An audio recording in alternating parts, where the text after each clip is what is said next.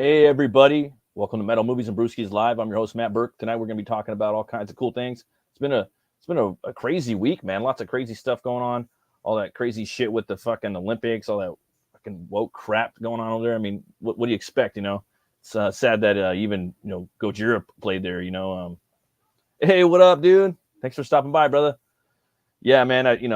It's all over there. The power went out over there, so hopefully that's some of God's wrath, fucking shutting down their bullshit. A lot of crap going on, guys. It's been a rare July.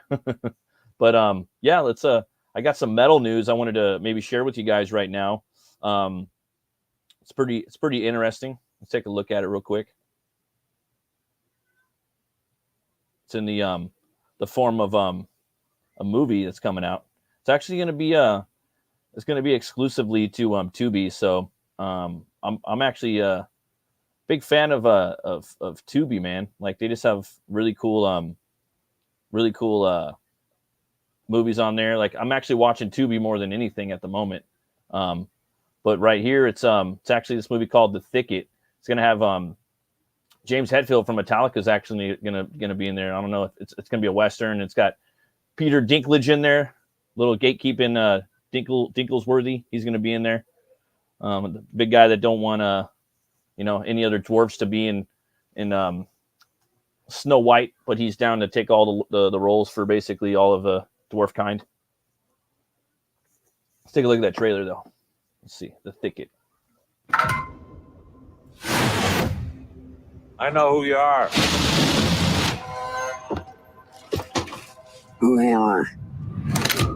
Cutthroat Bill. Bang.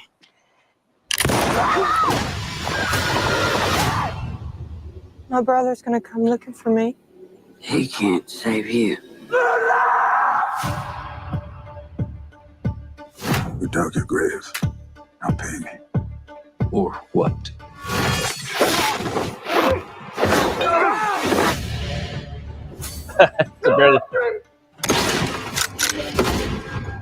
Bill stole my sister. That fella told me he'd help. There's a bounty on her. $10,000. You work for me 3 ways on the bounty. I say what, I say when. You ever shoot a man? No, I'm a Christian. God knows how many this cutthroat has. 3 against now. 2 against. You're a Christian. Where's she taking me? The Thicket. Are you gonna kill me when we get there? You're lucky I saved you. If you do find her, it's probably not the sister you remember. What if you don't want to come with us? She might have forgot. I was starting to like you. You hung so scary. How come nobody put a gun to my head?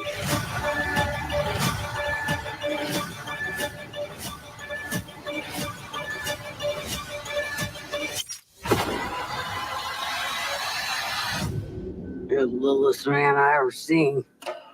You're the ugliest. So I don't know if she's like, he, him, her, Juliette Lewis playing a dude in there, but I don't know. But yeah, obviously she's a villain in there, and Hetfield's going to be a sheriff in here. So I'll check it out. I think it's funny though, whenever they show Peter Dinklage or whatever his name is, Dinkle,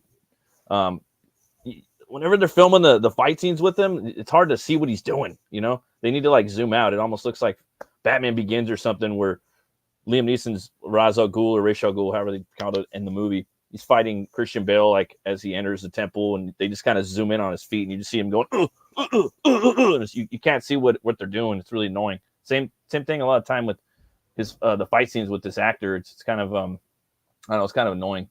But yeah, guys, there's been some big news, and I wanted to get into it on the comic book movie front.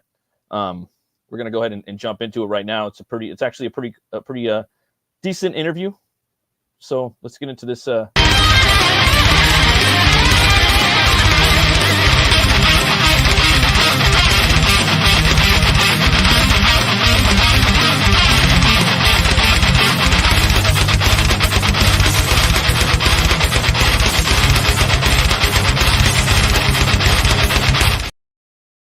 right? So we got King Spawn movie news, right? So there's been fucking Spawn movie news every summer for like the past 10 years. So there's it's always changing. It's always changing.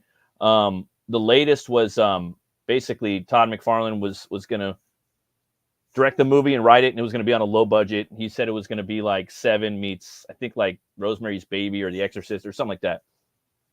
And Spawn was gonna be like Jaws, right? But also a boogeyman or a cryptid or some bullshit.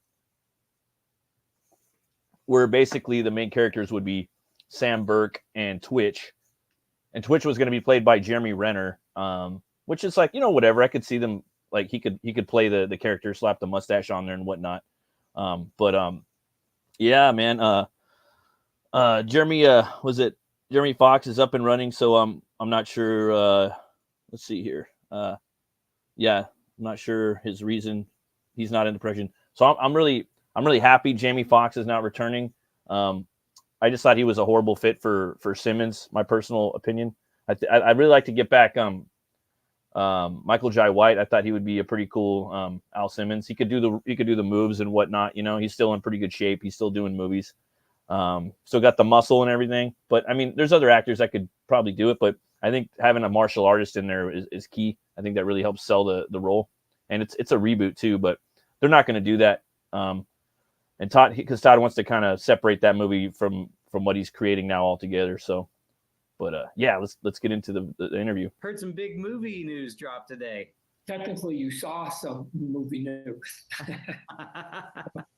There was no comment that went with it. Yeah, it's interesting. I don't even know if people who are not sort of on the inside even know what the image means completely, right? It's the cover to a completed draft of a script that we've been waiting. I've been waiting for everybody's been waiting for a long time, right? So, and for those of you that don't know, Jason Blumhouse, he's been doing a lot of horror movies. They've done the I believe they did the Invisible Man. That movie wasn't really like a good Invisible Man remake, but it was an awesome like slasher like mystery movie.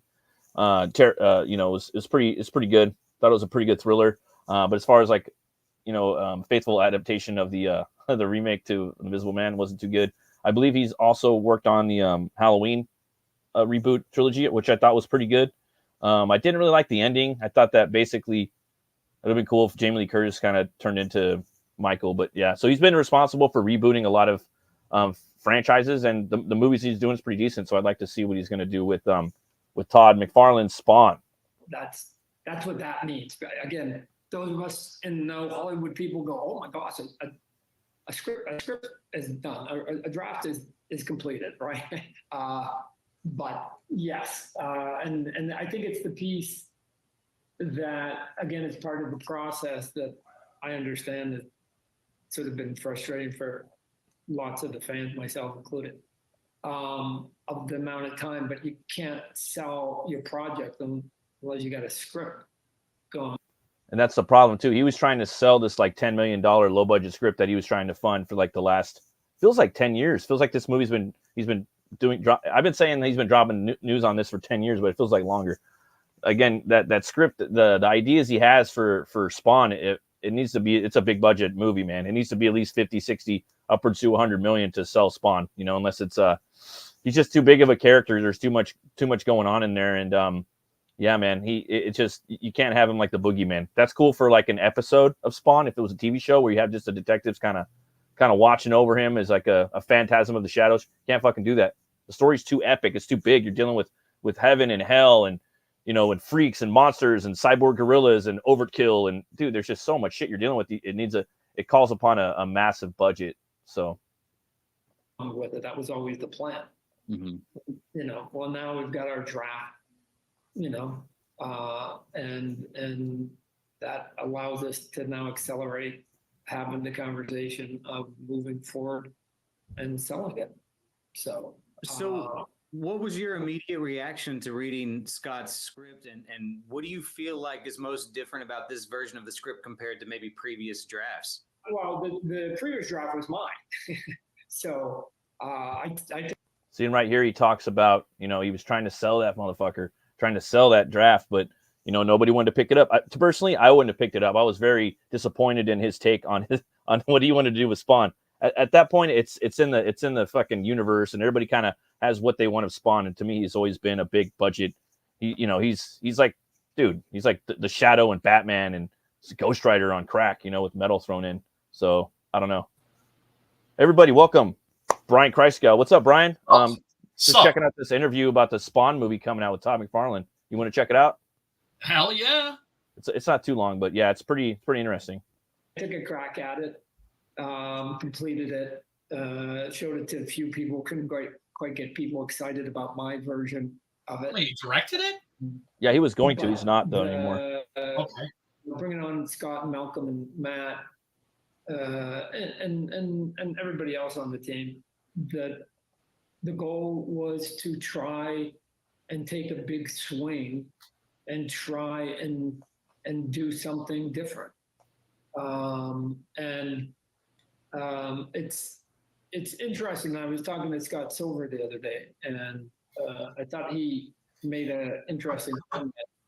He's gone, there's Marvel movies and there's DC movies. I want this to be an Image comic movie, right? Now, I didn't get him to define that, but in his mind, the separation. Look, we know that if you're going to be doing something on a smaller budget, that it doesn't make any sense to try and do the same thing at a fraction of the cost. It doesn't make any sense. I've been talking about it forever, right? That's a fool's game, I think, on anybody trying to emulate what Marvel and DC do with their big budgets. So we have to. The goal is, the intent of everybody is to try and come up with an angle, a story, a movie, a look.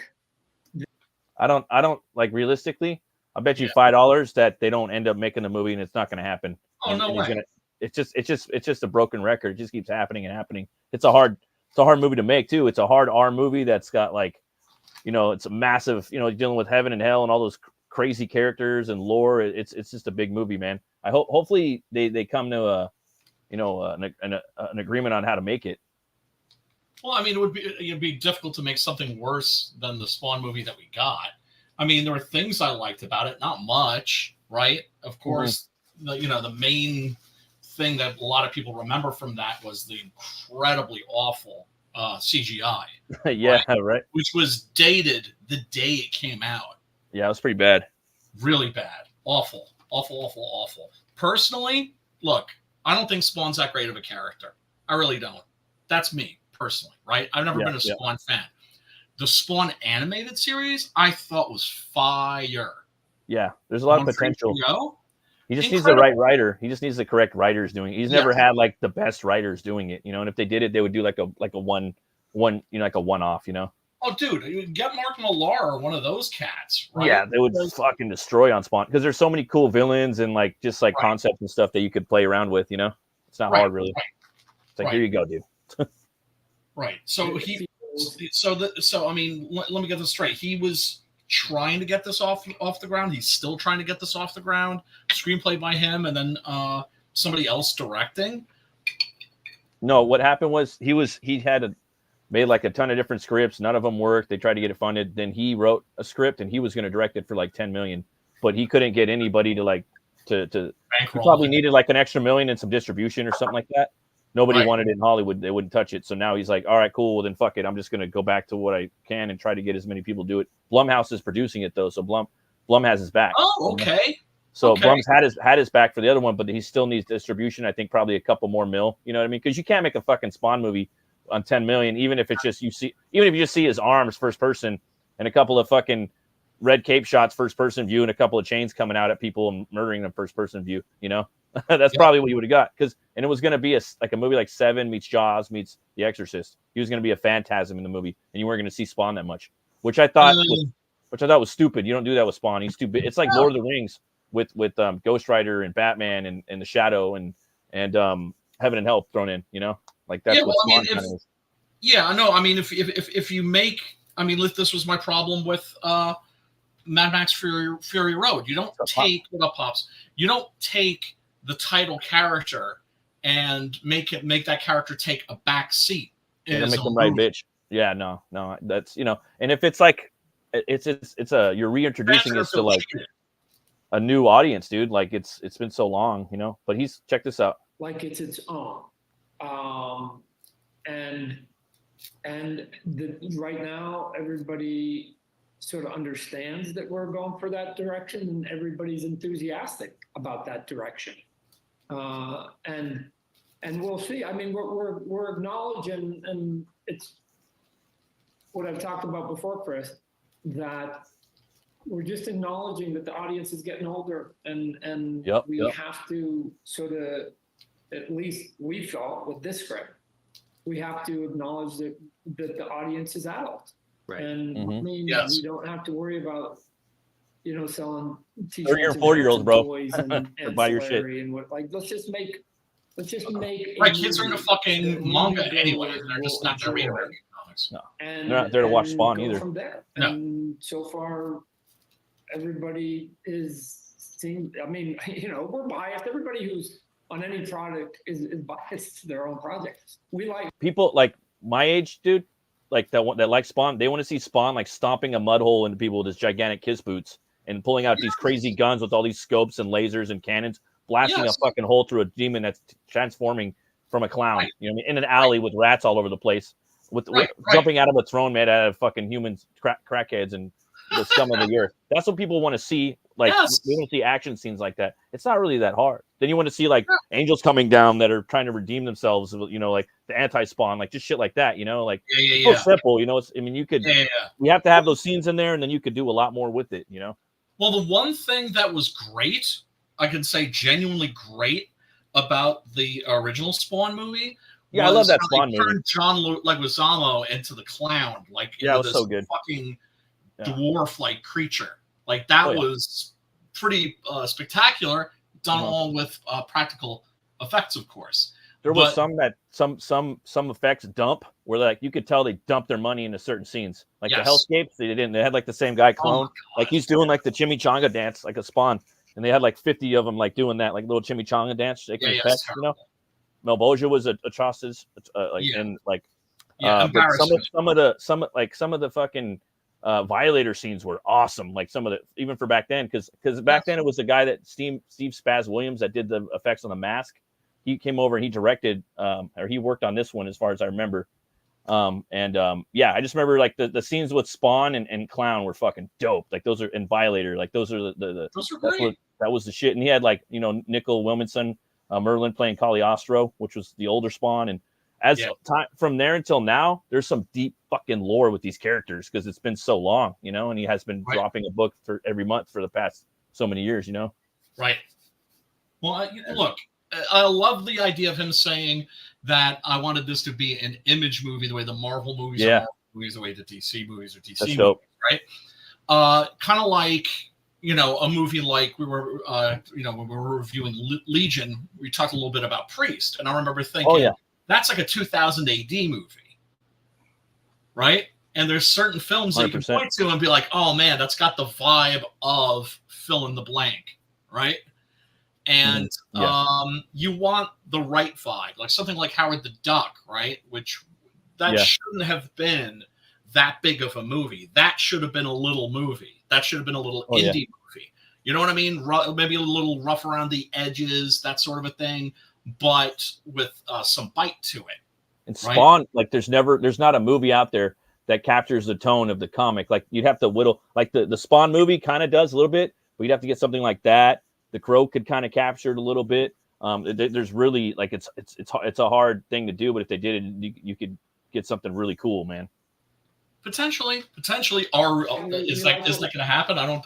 I wouldn't hold that hope.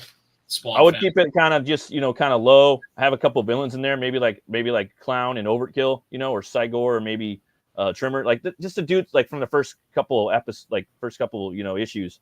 There's some gold in there, right? And hopefully, in short order. We can sell it now, and then show people, and we'll get the audience's reaction, both the fans and worldwide moviegoers. Right. Well, I think the big surprise today was that the script is actually titled King Spawn.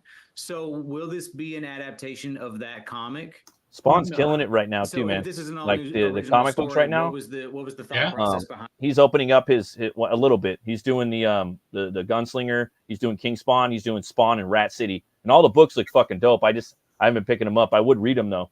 And then he's got good artists on all of them. He's expanding his universe. And that was something that I was saying about back on 300.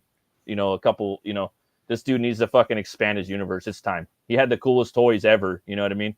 Yeah. And I guess he was sitting on it, and it's just like, dude, you could just get some good writers. You already got the characters designed. The toys are dope, and that's half the battle right there. Right. I'm calling it King Spawn. It's probably just a working title. I don't know.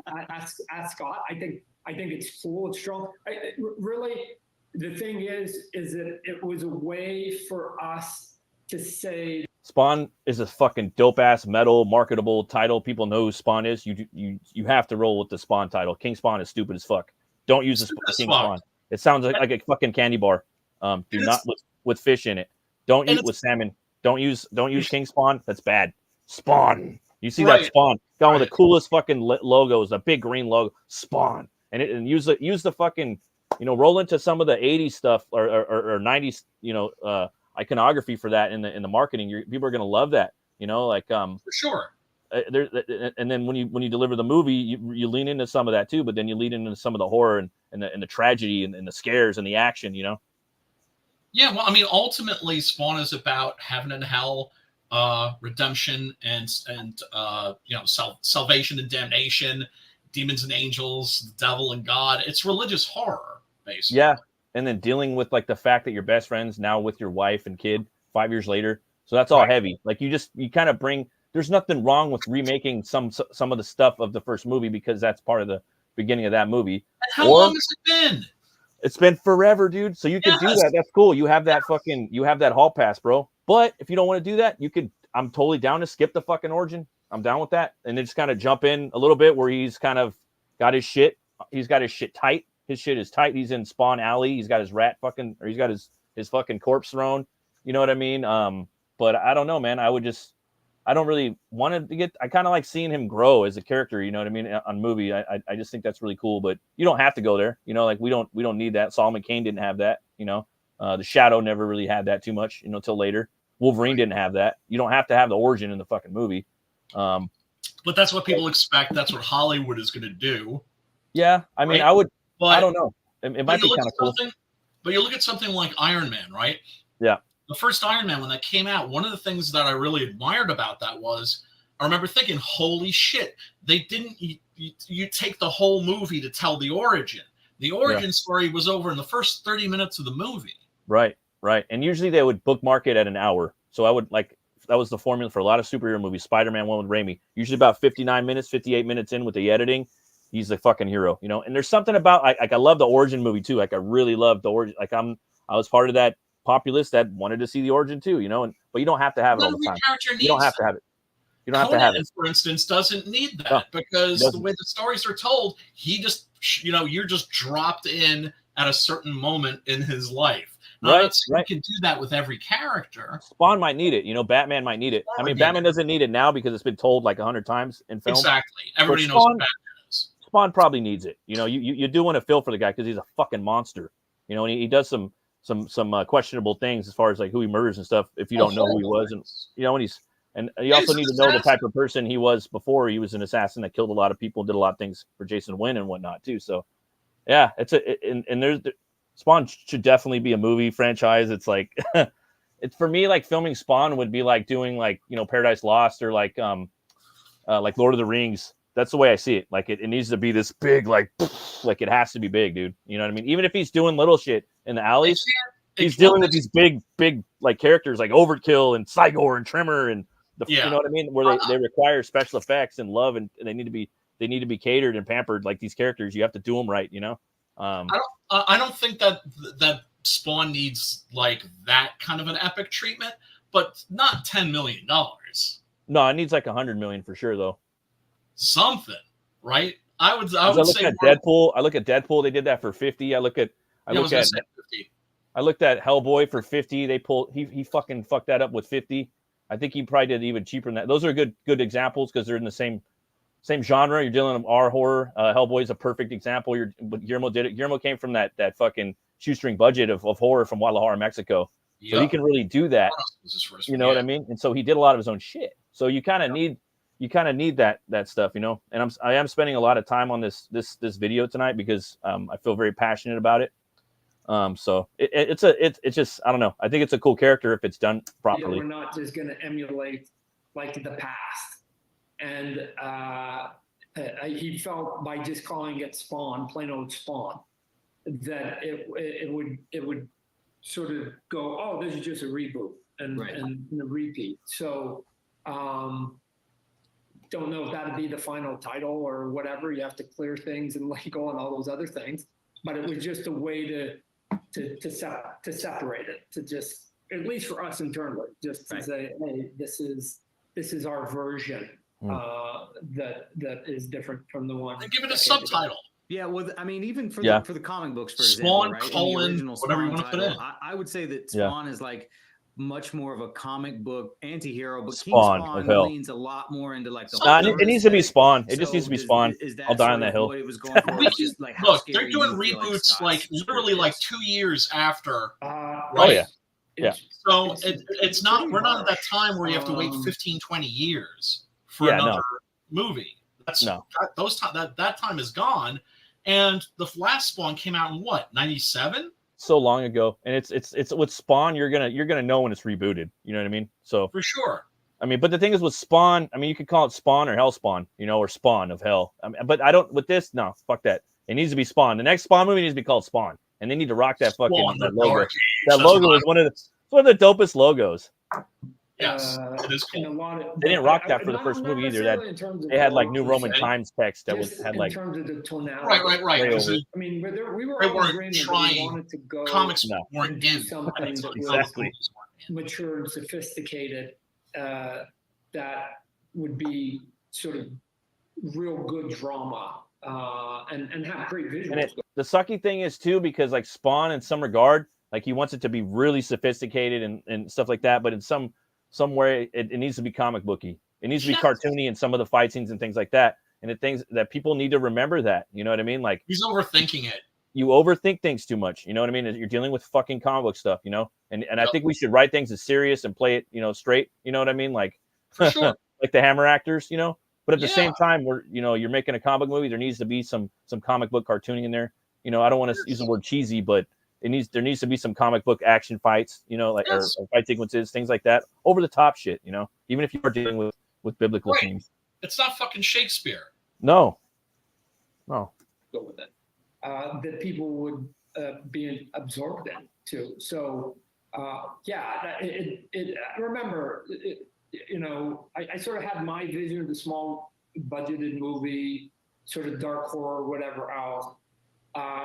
And then everybody sort of saw that, and then they given their sort of iteration of Yeah, nobody wanted it, given dude. that Nobody I wants probably indie fucking Al feel Simmons, dude. It bad. doesn't work. The Hellspawn part maybe more than they liked.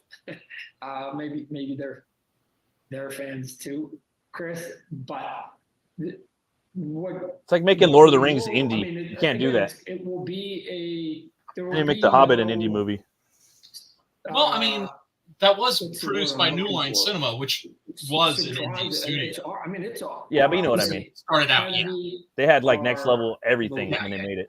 They've been absorbed, I think, by. They had Weta, bro. Weta was coming up like next level shit. They still are. They still are. Yeah, sure are. And we want to make sure that we sort of paint our own mythology here, and then we'll be able to literally, hopefully, cut loose for years to come.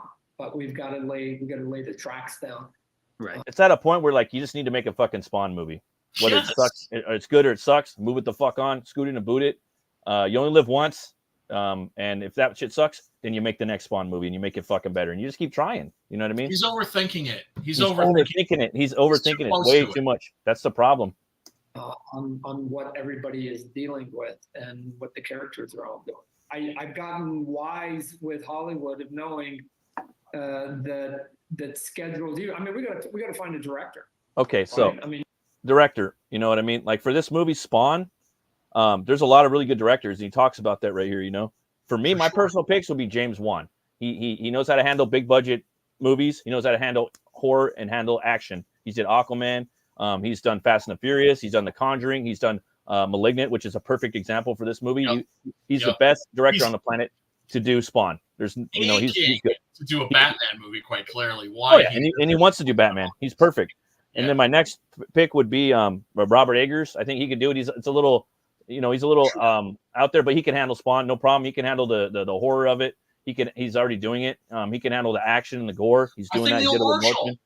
I think Neil Marshall would Neil be Marshall great. could do it. That would be. I didn't even think of him. I know that he would have been another good one too. I would also pick Panos Cosmatos. He nailed it down with Mandy. He handled the action, the gore, the horror. He did it. It's another great one. Well, if you want to get ambitious in terms of quality and make it like a art house, like you could do that a little bit. A horror movie, that would be the guy. You could do well. I would do that, but I'm also a firm believer where you gotta push boundaries with your directors and see what else they could do. You know what I mean? I agree. Like, I totally agree. You can't do that. Like look at Juan. Like he pushed himself and whoever pushed him, they pushed him all over, and he's a fucking Swiss Army knife. Another one I would pick would be Craig Zoller from Bone Tomahawk. He can handle the horror. Obviously, that movie is very off-putting. And he can also handle the action, obviously, with a Brawl and Cell Block, 99. And also at the end of the road, Marshall and Robert Rodriguez. Robert Rodriguez, he can handle all that. I think that the only thing he might need a little more help on is the horror aspect. His movies are not scary. He's hit or miss. He's hit or miss. Yeah. I think when he hits the ball, he does quite good. And when he whiffs, he really whiffs. And he hasn't done a movie in a long time. And I think Spawn would be like an awesome fucking like comeback. And I think that would really his name could put asses in seats, because motherfuckers that like Spawn, they know from Dusk Till Dawn. It's the same era. You know what I mean? So that's a list of like 6 directors that I think would really handle Spawn. For sure. We have a script. We also have to find a director. So we'll that'll probably be the next move we make. Is to attach the final piece of this, so we have a lot of the components. He wants to get a known name though. He's trying to get a known name, like the ones we've talked about. So he doesn't want to pay anybody, and that's what that means. Where their heads at. By next he does. Monday, he wants to get a name. There should be big data out there with Deadpool Wolverine saying that you can do R-rated comic book movies, and then as we've talked about.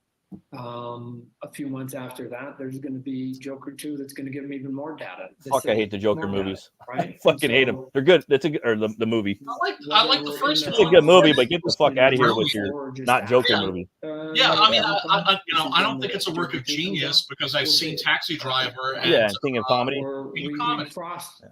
And I know it's frustrating for people, but you don't put Joker in a movie where Batman's 10 years old and Joker's 50. It's just fucking retarded. Retardation. It's stupid as fuck. And then you make $1 billion on it because you paint the motherfucker with a clown face and you stage it in Gotham City. A couple different cash grab. Together, and let's artistic see what the cash grab. Executives in Hollywood think about. Yeah, I mean, I still think it's a good movie. Directors that you and Blum have in mind. Fantastic. Yeah, it's a phenomenal movie. Like the direction could get an Oscar, the acting can get an Oscar, but for me that's beside the point. It's a not Joker movie. You know what I mean? It's or an Elseworlds so or something. At the end of the road, it's like, is it a cash? It's kind of a cash grab in a way, an Oscar grab. I don't think they really. Well, yeah, it is, and I do think they planned on making at least $300 million off that movie. So yeah, it is an artistic. More than that, it made them a lot more. And they were out of their way to make at least $300 million. They made $1 billion. They Deadpooled the fuck out of that movie, and so they're like, yeah, you're gonna need a sequel out of that. So go get Lady Gaga, and we're gonna get her twerking, and we're gonna paint her up like Harley Quinn and put her in the asylum and singing and dancing, and it's just like that's what she's good at, singing and dancing. So and I'm sure the next one will probably be decent too. What's up? I haven't seen her act. I know she was. She's all right. I've seen her in the fucking the horror, American Horrors. those shows are fucking weird and woke, but they got some weird, scary shit in there too. They're pretty, some of them are worth the watch. I like the one with the circus. That one was crazy with what's his name, Michael Chiklis, The Thing. He's a good actor. Yeah, I mean, I've always been inclined towards liking her, not being a fan of her music or anything, but I've always been inclined towards liking her since she wore the meat dress. Yeah, she does some weird shit, right? Like artistically, like walking pieces of art. People lost their minds, man. Like me, I can admit like when someone's doing some art, you know what I mean? If I don't agree with it, or if I think it's trash, but they're trying. Yeah. Trying to do something different. Interesting. We've had conversations. I've probably had more conversations with Scott Silver because he's the one that's, and Malcolm, the writers that are envisioning what it looks like on paper. And I hear Gunslinger's the shit, son. I haven't read it yet though. But again, Chris, you can go Gunslinger Spawn is I hear it's the shit.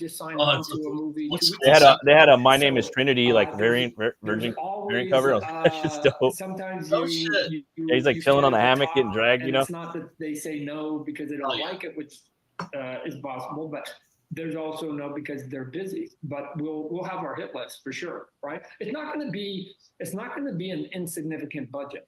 See, it's going to be a big budget. So, I'm thinking 100 million. It won't be massive, but it's not going to be insignificant. So again, we're going to be leaning towards. It's going to be $75 to $100 million budget. I think worked in that kind of budget area. Could be wrong though, man. Great more than anything else, are great storytellers. And if I was Bloom though, I would throw a lot of my money at that movie. If I was him, like that would be the money. That would be the movie I would throw my money at. If there's the audience for it, that's for damn. If you're the horror remake director that comes in and he saves franchises, what comic book movie do you throw your fucking load at? You know what I mean? Right.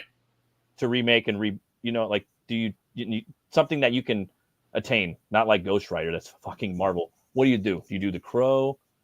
Do you do Faust or do you do Spawn? You know what I mean? Right. So yeah. If I was him, I would throw like everything I could throw at it while I could still sit on my yacht or whatever, For sure. And luckily, there's a lot of talent in Hollywood on that front, right? I mean, there's a lot of directors and cinematographers that are unbelievable. So there is though, dude. There's so many. I named a lot tonight, but there's at least 5 more that I forgot. That part of it. Oh, for sure. For sure. I have a vision in my head of what it should look like too. So we'll all sort of put our heads together and come up with hopefully the person that will be an additive to the project so that the studios get even more excited, right? Because if the studios feel confident that they got a team that they can just say, go. So I'm saying you slap a Robert Rodriguez on there, now go. He'd probably do it too because he's not really relevant right now, That much faster. It's all about kind of relevance, unfortunately. What's that? I think he would probably leap at it. It would be an ideal project for him. Like a lot of people would leap at it. Like I think a lot of people, because you got to remember, like Eggers, he's like fucking 35. Like Zoller, like a lot of these dudes are like they know what Spawn is, and Spawn like it hasn't been written like that fucking awesome by everybody too much. That was like the problem with it a lot of the time. Like I kept been, the art would be cool, or it was just like it wasn't what I wanted it to be, and I would jump out again. I hear right now it's pretty awesome, but we'll see. So yeah, how's your day going, man? How's everything with you? It's all right. I went to the theater. Oh, nice. Yeah. There's this place called Vet Rep on my street that is, a theater company that's run by veterans, and they actually will put on plays written by veterans, but they'll also do like repertory, summer stock, that kind of shit. And I just volunteered to like mix drinks for the people. For the audience, because it's a really tiny theater, which is awesome, right? So because a lot of people don't go to the theater because it's very cost prohibitive. It's expensive as fuck, right? Here it's just like for like $20, people can get a seat, and actually, they operate on donations and everything. So I told them like, hey, I think what you're doing is awesome here. So if you need a hand with something, hit your boy up. So that was cool tonight. Cool. Yeah. Otherwise, not much. Been working on juggling the script for the Puritanian and for Terry Tsurugi, the Street Fighter, and those are coming along. Especially right now, the Street Fighter script is cooking, because I'm just thinking of like crazy sick shit that Preston's going to draw of like Tsurugi just like fucking people up, breaking some backs over his back, popping some elbows out. Yeah, dislocating shoulders, popping eyeballs out, ripping people's balls off. Knocking out motherfuckers' vocal cords. I mean, just completely just destroying motherfuckers. But the thing is when he's ready for that, he's gonna immerse himself in those movies. He's gonna sit down and really, really watch those and stew in those, gumbo in those, so that he gets the character, because the character is very brutish and almost ape-like. Right? Like in all the fight scenes, he gets down real low and it makes like these faces, and especially when he's cheeing up. He's summoning his chi, huh? Oh my god. Yeah. Because if you see Chiba in any other movies, he's not acting like that. Just a Street Fighter, right? That's specifically that character. And I think Preston's gonna find him a lot of fun to draw. Oh hell yeah, man! That's awesome. I can't wait for that. We're some 5 Deadly Venoms, right? Because Preston was like, okay, if we're doing like a martial arts comic, gotta have like some Shaw Brothers shit in it. And I was like, okay, well, guess what? Guess where he's going? He's going to Hong Kong. That's cool, right? So, and the story just sort of wrote itself, and I'm just basically just filling in the details. Don't you love it when that happens, where it just kind of starts unfolding and you just kind of jot it down? Like, because I was thinking, okay, well, all right, we're going to do a little Shaw Brothers. Oh, then he should go to Hong Kong. Why would he go to Hong Kong? Oh, wait a second. His mother was Chinese. Yeah. Right? And then shit starts just flowing, building itself up. It's going there. Yeah. And because I don't know that he knew his mother, right? But it was, well, I'm not going to get into the whole origin story of the Street Fighter. But, a little bit. Yeah, we got to change the title, because if we call it The Street Fighter, people are going to think that it's the video game, right? I'd call it The Street Fighter. Make those fools do some research. Do a little Google search, You see, I was thinking with Terry Tsurugi, and in big letters, The Street Fighter. And also I'm hoping maybe we could get some interesting covers. Definitely some that look like 70s martial arts movie posters, and maybe like a VHS box, right? Yeah, right. A lot of people are doing those these days. But that's something that's going to get our names out to a whole new audience. Do you know what I'm saying? It's something that's going to get us noticed for sure. And I'm confident in my ability to write a Street Fighter story. I'm happy to say, because these are like real pulp stories. I mean, they're Japanese pulp cinema is amazing. And what they would do is they would shoot these movies back to back. And in some cases, something like the Zatoichi series, a new movie would come out every 6 months. That's awesome. So you got 2 every year. And so there was something very pulp-like about them. They were churning those out, but they're really good. They weren't, lazy, kind of like the way the Hollywood product is, right? It's just because people are just banging shit out doesn't mean it has to be there's no quality robotic control. And devoid of any charm. Sleepy Eyes of Death, that's a franchise you should check out. Hell yeah. Oh my God, so good, about the son of the Black Mass, a samurai whose father was a Spanish monk who turned Satanist. Damn. And conceived him during a Black Mass. And he has red hair, so he's always an outsider. It's pretty metal. Really metal. And oh man, that's like, but that's one of the things that's great also about Japanese pulp cinema. Also, a direct line from the manga. Your hero doesn't have to be a candy ass. Your hero, Right. in fact, in some cases, can be a straight up villain. Yeah. Right? In the case of Golgo 13, he's a fucking sociopath.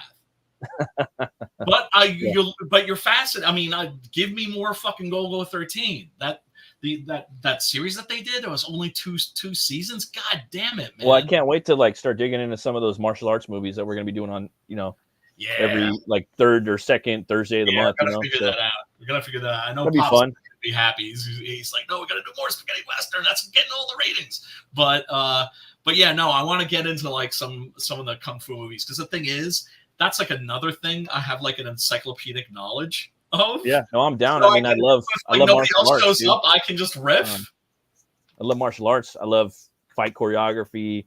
I like sports entertainment wrestling. I like wrestling. I like mixed MMA. I don't like it when they're rolling around too long. I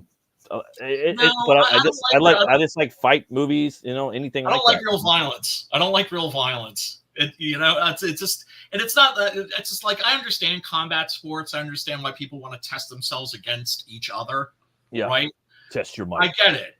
Right. And it's just like, so it's, to find out crazy how you are. light, how easy it is to like stop a lot of people. You know what I mean? Like it's so, quick. You know what I mean? Yeah. Like in real life, Yeah. Well, dramatic.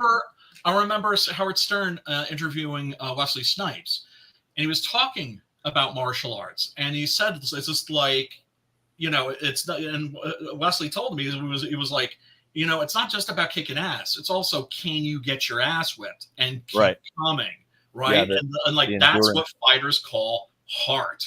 Yeah. Right. Exactly. Can you get right? Because look, if somebody kicks me in the chest really hard, I'm probably gonna be like, I'm good. Oh yeah, I'm for good. sure, man. So I respect anybody that gets into the fucking ring. Do I want to watch it? Not especially. Although I have to admit, I would want to see Mike Tyson knock fucking Jake Paul's head. Yeah, I was looking forward to that. Shoulders, big fucking uppercut. Oh my god, I think he would win. they're gonna make millions of dollars, man. Speaking of kicking some ass, man, you want to hunt some monsters or what? Dude, yeah, dude, seriously, I'm fucking down for that. You know that. Okay, get ready.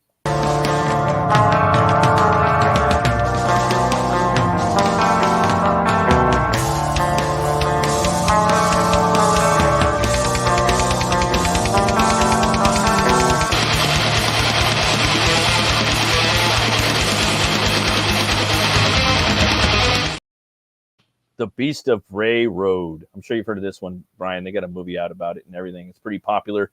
It's a hairy humanoid with canine features that was sighted near the towns of Delavan and Elkhorn in Wisconsin, mainly during the 1990s. It was labeled as a werewolf in local folklore.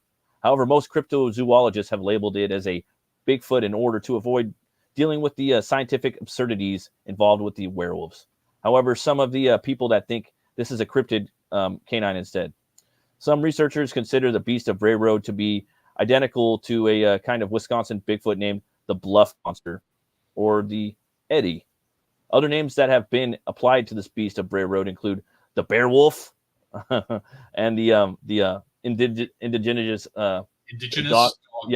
dog man. That's what I was thinking of. I was immediately thinking dog man. And the thing is dog man has captured my imagination, and Dogman seems to be like catching up with Bigfoot. There's a lot of really interesting videos on YouTube of people claiming to have seen these things, and a whole bunch. A couple of them are really, really fucking convincing. Oh yeah, man! Shit meter didn't go like that. What the fuck? Also, they say something. Oh yeah, definitely. The Beast of Bray Road counts as the most famous of modern American werewolves. It has been in the media regularly since the first sightings were publicized and have ever even had a low-budget movie based on its legend. Because of the numerous witnesses who have claimed to see the creature, the evidence supporting the Beast of Bray Road is far greater than that evidence supporting those of any werewolf legend. Cryptozoologists, of course, do not generally take the shape-shifting seriously unless there are fringe cryptozoologists who hold more of a paranormal view on things. Therefore, as well as other werewolf reports, there is a tendency to force the evidence into a more acceptable interpretation, deciding or discarding whatever circumstances and details of witnesses' testimony do not fit within the chosen hypothesis. I want to go down a little bit more right here, talk about the origin. Elkhorn residents believe that the creature is satanic in nature. Many residents report that the satanic rituals were very popular in the late 1980s and early 1990s. Oh, the satanic panic is tied into it. Okay. Yeah. John Fredrickson was called to the site of multiple animal mutilations. In one case, multiple animals were discovered, and the local police wrote it off as an animal graveyard. John believed that the animals suffered a more horrible death, as he inspected and found many of the animals were missing organs. The location was bulldozed before any investigation was made. John Fredrickson, the Woolworth County human officer and the one in charge of investigating the strange sightings, said it was mostly teens doing their rituals, but in other counties, it was more prominent with older adults. He later found out from higher law enforcement that the Walworth County was one of the 3 most notorious counties for satanic rituals. That's pretty crazy. I mean, because you're cops and you're going to these crime scenes, you're seeing the big sigils on the ground and the guts all over the place and the animals. You report it. You know what I mean? And then they gather up all these numerous instances per mapping. That's crazy. The description. Yeah, it is. Yeah, it is. This would be cool for they made a movie of it, but Yeah, as a matter of fact, I was like, what they did? I don't know. I started thinking about like the Legend of Boggy Creek. Like, remember when I was looking for a Bigfoot movie? I wanted to do the Legend of Boggy Creek because that is the Bigfoot movie. Oh, okay. Yeah, I still haven't seen that. I want to check it out. Yeah, and I couldn't find it like on free streaming anywhere, which drove me crazy. You could get Legend of Boggy Creek 2, which is also worth watching. But what makes the Legend of Boggy Creek so much fun, and what also made it a really big independent hit when it first came out, is the fact that it is kind of not mockumentary. It is actually a documentary and has interviews and recreations of events. Kind of like Unsolved Mysteries, dude. Yeah. No, absolutely. It was something that was by Charles B. Pierce. He was a Southern filmmaker who never went to Hollywood and just did indie shit in the South and fucking killed it, man. Did the Town That Dreaded Sundown, which is a horror classic. You're gonna have to DM me the name of that movie so I could search it out. I'm really yeah, for sure. And also, I just happened to like check on IMDb because I was like, Beast of Bray Road. I never heard of that shit. Yeah. And I looked it up, and it's a movie from 2005, and it is on Tubi. And the monster looks pretty dope. I was looking at it right now. Like I'm actually gonna show him. I think he looks cool. I'm gonna get into the description right here from CryptoWiki. Cryptid Wiki. The Beast of Bray Road is a bipedal canine that is 5 to 7 feet tall. It has brownish gray fur with glowing red eyes. It walks around on its hind legs, but is also known to get on all fours when it has to sprint. Reports about the clawed drifter, with some saying it has 3 claws with a pinky and a thumb, and others saying it has 5 claws. It is strongly associated with fog. That's pretty fucking awesome. And people reported having a foul smell. You guys come over to CryptoWiki. They got, obviously it's the fucking internet, but you'll still have a fun time reading about it. There's all these sightings right here and these testimonials, and a lot of mostly like the shit on CryptoWiki and Wikipedia. I'd say it's give or take, but you are going to find some random stuff that does make sense, right? Oh yeah, yeah. And keep in mind that you're dealing with a lot of folklore, speculation, hearsay. When it comes to this stuff, approach it with a sense of fun. Mm-hmm. Don't approach it necessarily looking for answers. Exactly. Because you're not going to get any. What you are going to get, though, are little inclinations, right? Little nuggets. Or like, I was inclined to think that was bullshit, and now I think there might be something to it. You know what I'm saying? Oh, 100%. Or I'm less like, that's bullshit. You know me. Got me right here, Brian. This monster, no way. But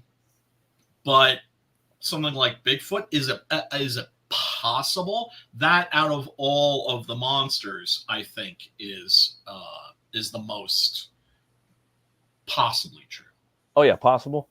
This one right here got me. This little picture right here on the side where you got the wolf walking and you can see his bones exposed, and it Oh, looks so shit. good, and it looks like it's I from like know. the 80s or 90s. So I was like, wow, I use that as a thumbnail. So for me, I was just like, wow, you know, that looks like it's probably about, maybe, I don't know, it's hard to tell how tall it is, maybe 4 or 5 feet tall, but I think it's That would just be, dude, terrifying, imagine, you know. imagine something's coming at you and you're like, that's a dog. Wait, that's not a dog. Wait, is that a wolf? And it stands up on its hind legs. And it's walking, and it doesn't have any, and it's, you see the arms of its bones just chilling right there. Yeah, you you know, just shoot yourself with fear, man. I Oh thought that was, you know. And here's Yeah, a picture of the creature from the movie. nice. It's very thriller, very The Howling. Just seeing the With design of the glowing creature. green eyes. Yeah, like I want to watch it, and I like seeing like the slimy hair coming down. You know, it's Yeah. I'm intrigued. I'm gonna watch it. You know, Yeah. Love my horror. I love my monster movies.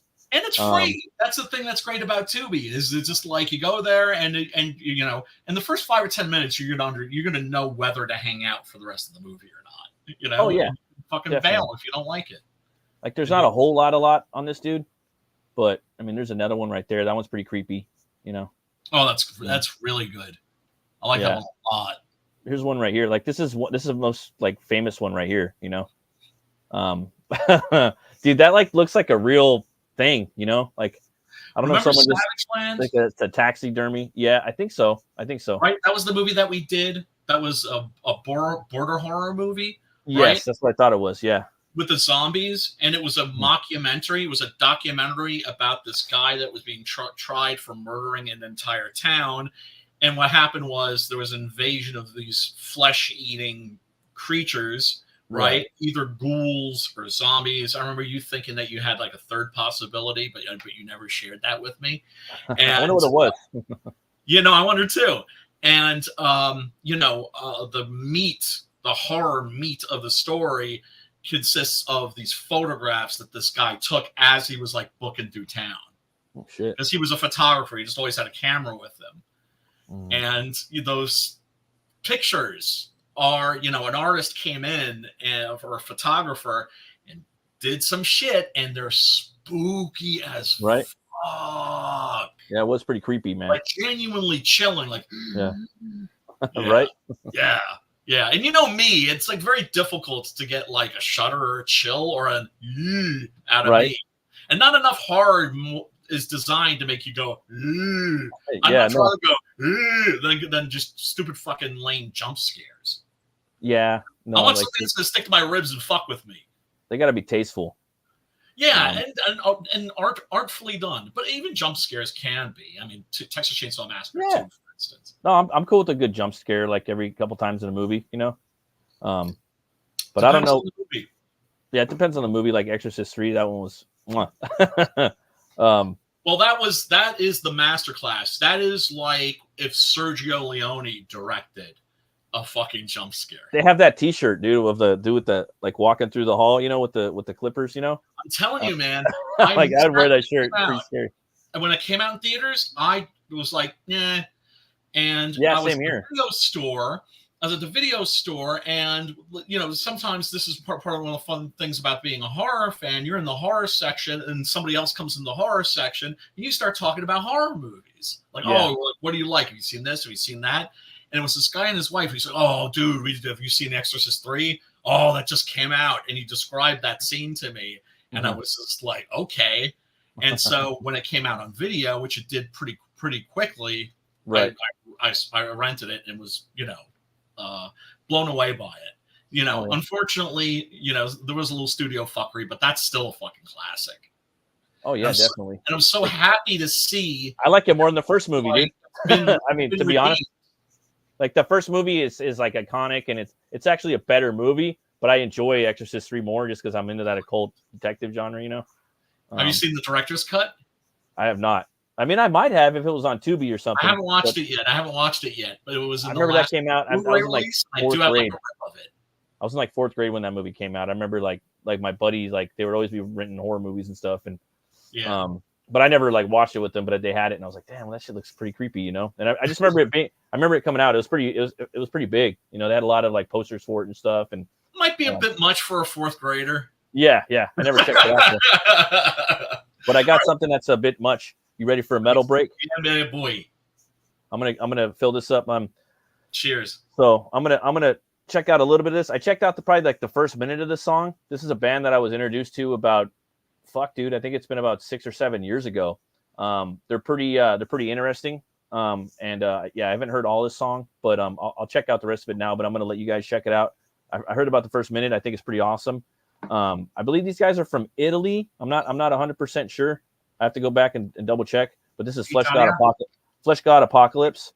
That's a metal name. I Can Never Die. Brian, I think you might like him. Aye. Okay. Oh, I'm down. Oh, major horror vibe. We'll get another drink. Be right back. Intermission.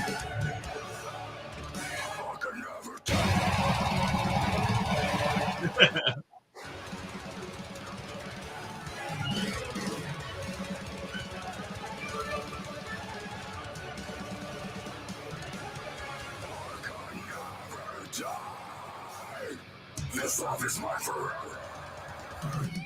Free from fears of small as death. With something common motion. Running with my blood on this wall, what you'll never forget. A story cry with his bones, no regret. Upon my nerves, I raise my eyes to feel alive. I'm not abandoned, my own devils, no struggle, never die.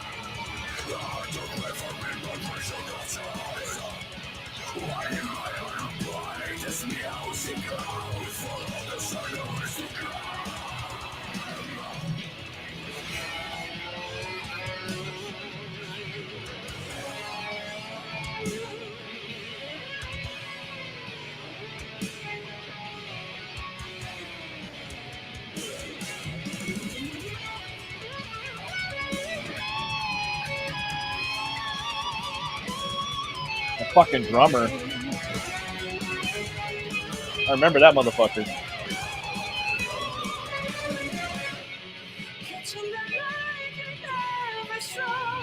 Bringing to life that soul trapped in stone, carving your name into eternity.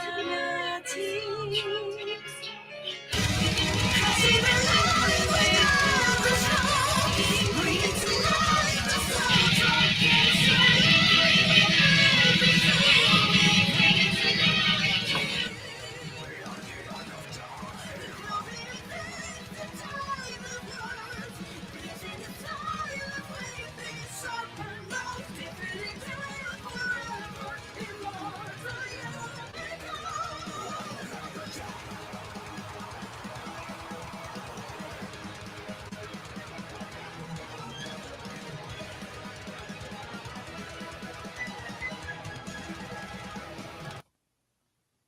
Yep, that shit's pretty fucking metal. I dig that shit. I don't know. What do you think, Brian? Ooh. You like it or what? It's a little too epic metal for me. Yeah. Because I really don't like epic metal, like the operatic, like Nightwish, for instance. I think Nightwish have a couple of really good songs. I think Nemo's a fucking amazing song.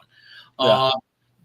This band strikes me as like kind of like visually they remind me of London After Midnight. That was like one of the vampire bands from the goth scene of the late 80s and the 90s. Yeah. These were bands that were trying to kind of like in the Vampire Lestat, right, which is the sequel to Entropy. Vampire Lestat becomes a rock star. Right. Right. And so you had and has a public persona as a vampire, right? So there were a lot of bands that were like, okay, well, let's try to be that band, right? They seem to embrace the goofiness. Yeah. Right? That is always good, but also playing it like sort of straight at the same time. Yeah. So I mean, I think that's pretty cool. I mean, look, and then the name Flesh God Apocalypse, that's pretty like humorous, I think. Oh yeah. I remember like because I never heard them, but I just heard their music and I was just like heard their drummer and I was like, oh fuck. And then I heard a lot of the operatic. I heard a lot of the operatic stuff, it's just like, damn, this shit's dope. Because you just like there's not a lot of drummers that are that good in metal. I mean, there is, but there's not. You know what I mean? It's a big scene, but it's not that. It's like the comic book scene. It's a big scene, but it's not that big. So whenever you hear like a drummer, like they kind of there's a band that could do all the shit. Like they reminded me of Dimmu Borgir a lot. Right. So right. I like them. The original drummer from Sodom is still my all-time favorite drummer of all time. It was Tom Witch Hunter. Brave Violator. I'm trying to remember the guy. Why am I blanking on the guy's name? If you've never heard that original Sodom EP, In the Sign of Evil, it's brilliant in its stupidity.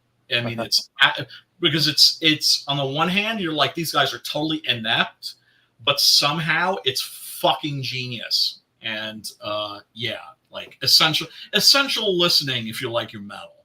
Oh yeah, definitely. I'm down with all that. And like a lot of bands I'm into, that was one of like a big influence for them. Halloween, Sodom. But yeah, I don't know. I never listened to like my associate at work. He's like, yeah, he because I was always like I was younger than him, and he's like, yeah, you got to check out these guys, man. This Flesh God Apocalypse, and I'm like, oh okay. He's like, I got one for you, motherfucker. You know what I mean? And he was a little older than me, and I'm like, okay, all right, you got me. And like, he's like, yeah, they're from Europe. They're like Italian or Spanish or French or something. Oh, really? And they look like it. I'm like, okay, but I don't remember hearing the lady in the other song that I heard. But I never listened to their whole albums. So this had to have been like 6 or 7 years ago. So they've been around for a while. And I read this is like their third new single. So I'm like, yeah, I like this shit. I got to be in the right mood though. I enjoyed it. Yeah, I got to be in the right. I got to be in the right mood though for certain bands, Oh no, for sure. And like I said, I'm not really. It's like when I heard the epic metal side come in, I was like, oh, like you didn't lose me completely. Like when I hear it, when I hear like the epic shit, I'm like, damn, if they could do this live, that's fucking awesome. Because like there's a lot like you could do anything now. You can have AI just do the song for you. You type in the band you like. It's not going to be like that, but it's going to be pretty. You can get pretty good, dude. Like dude, I've been busy. I've been busy. Have you? I've shared the results of my AI experiments with you, right? And the thing that's so fascinating about it as a toy to play with, is that when the results are great, you're like, oh man, I made something awesome. When I think of AI, I think of Oasis. I forgot which Gallagher it was. And they always asked him, well, how do you feel right now? You know what he said? Yeah. Godlike. So I always think that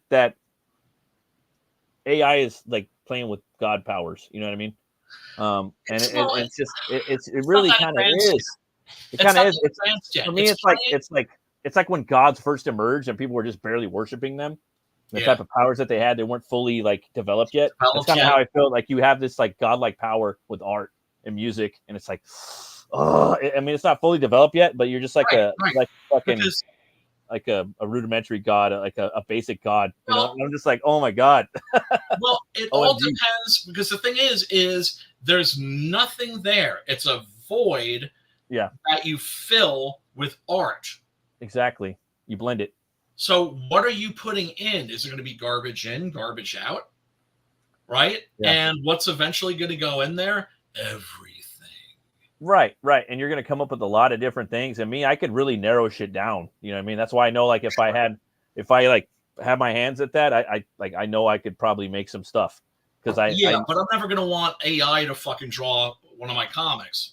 and it's You like need I'm between- working on music now too, and it's like, fuck, Yeah. dude, like some of the shit sounds good. You know, it's up there. I know. It's I getting know. closer to actual bands. You know, like It's crazy. some of it No, sounds I like was actual rocking bands. You know, out, dude. I was rocking out when I made the music for like that for the Kung Fu intro.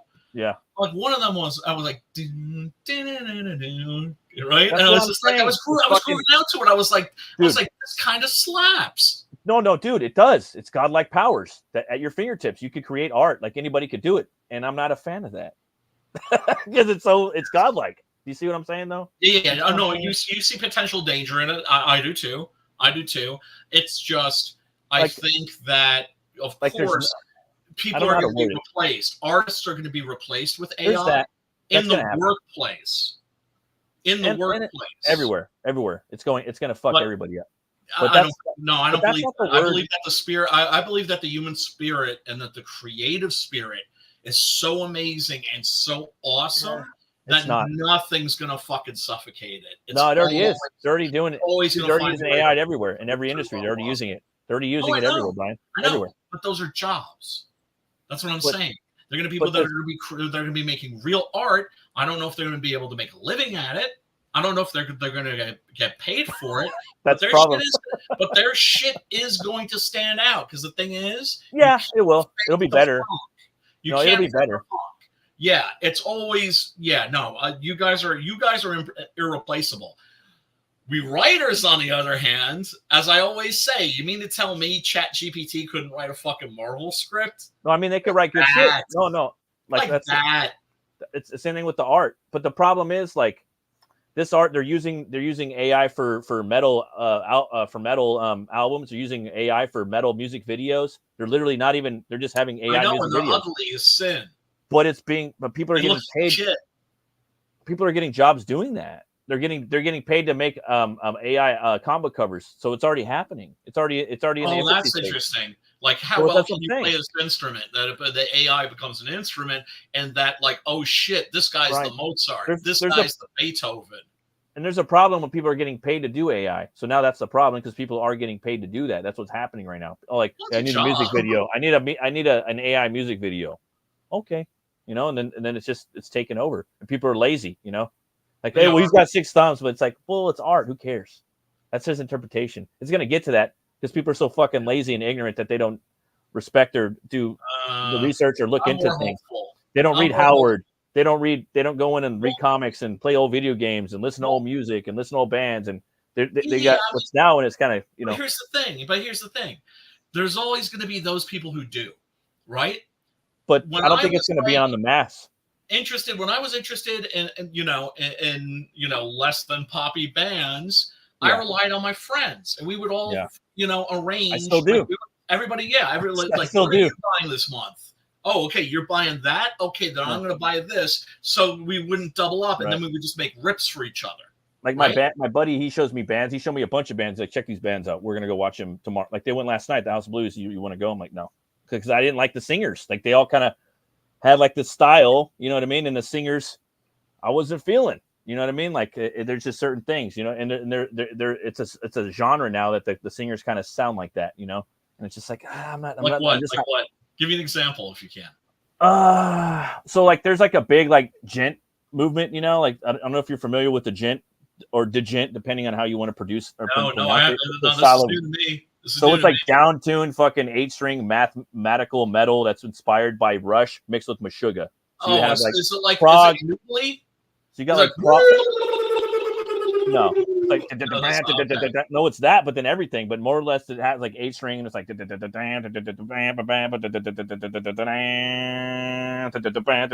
like it's just like shit like that, but it's cool. but then the singer comes in and he just kind of It kills it. That's always amazing. They sound like Muse. He sings like the singer of Muse. Comes in and just so you're like, I'm out. They sing like Muse. A lot of them sound like Muse.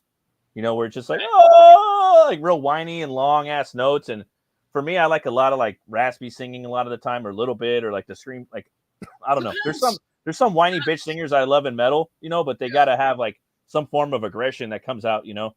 And that's just me though. That's just the way I'm wired. Right. Like the guy from Dark Tranquility is good at that. Oh yeah, well he's got the baritone and shit, the dirty shit. Yeah. But I like bands that do like a lot of bands. They'll sprinkle a little, like a lot of the newer bands. I like they sprinkle some of their gent in there. Like one of them is Scar Symmetry. That was a band that was really good. Nemec was a really good band too that came out, and now they're back 20 years later. They're doing it, you know. But he sings kind of like Alice in Chains a little bit, mixed with Rob Zombie, mixed with like some other metal singers, you know, like a little bit of that, you know. And then there's bands like Scar Symmetry, where this guy sounds like you could do, you know, 80s like power metal, but then comes in and does all these different like extreme like death metal vocals and other type of like, I don't know, like I'm just not really into that whole like falsetto singing. I don't know, and whiny too on top of that. So Blood was pretty fun, but you know, because it's funny because it's like I never liked Merciful Fate. I never liked King Diamond. You said 3 Inches of Blood. Yes. Yes. Well, see them like for me, them like they still have that classic metal sound too, though. Like these guys are even more whinier than them. Like 3 Inches of Blood, like that. Those dudes are fucking pretty cool. Yes. Like they were real metal. Like these newer, I don't know, man. Yes. And I mean that's one of the things. That's one of the things I would like actually go and watch them. Like I'd be down with that shit. Right. Yeah.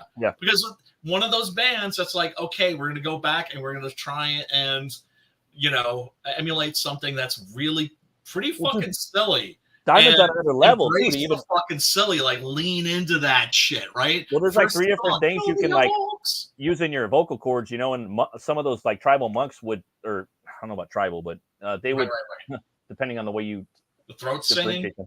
But they had like 3 different like things in their vocal cords that they could use and access that most vocalists can't do. And then I heard there's 3 different, forgot the terminology, but I know that King Diamond can access 2 of them. You know? Yeah, no, I mean he has that ability. I just think his music sucks. Yeah, I never got into King Diamond. You know, like it's not my thing. You know, I'm a corpse. Corpse without a soul. Satan.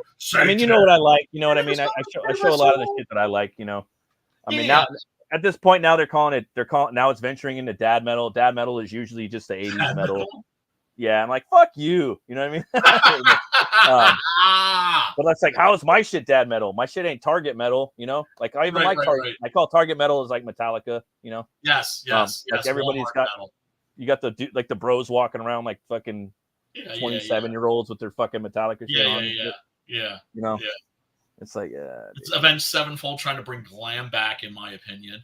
Same shit. That, like, you know, and it's just like, whatever. You know, I don't care. And then a side topic. Look, metal should be bigger than it ever is. Gojira, I don't care though. Well, I mean, like you had Gojira at the fucking Olympics, you know. But that shit was some evil fucking shit, dude. I was saying at the beginning of the show, like, you know, Gojira is awesome, dude. You know, a lot of people say that they're like French Metallica, but they're not. They're fucking tribal fucking metal. They're heavy as fuck too. Yeah, like the first 4 albums were sick. Now I don't know. They're going to be part of this fucking another part of this gay shit, tranny Last Supper thing. Yeah, they scrubbed that video off the fucking internet. They did, bro. Oh my fucking god!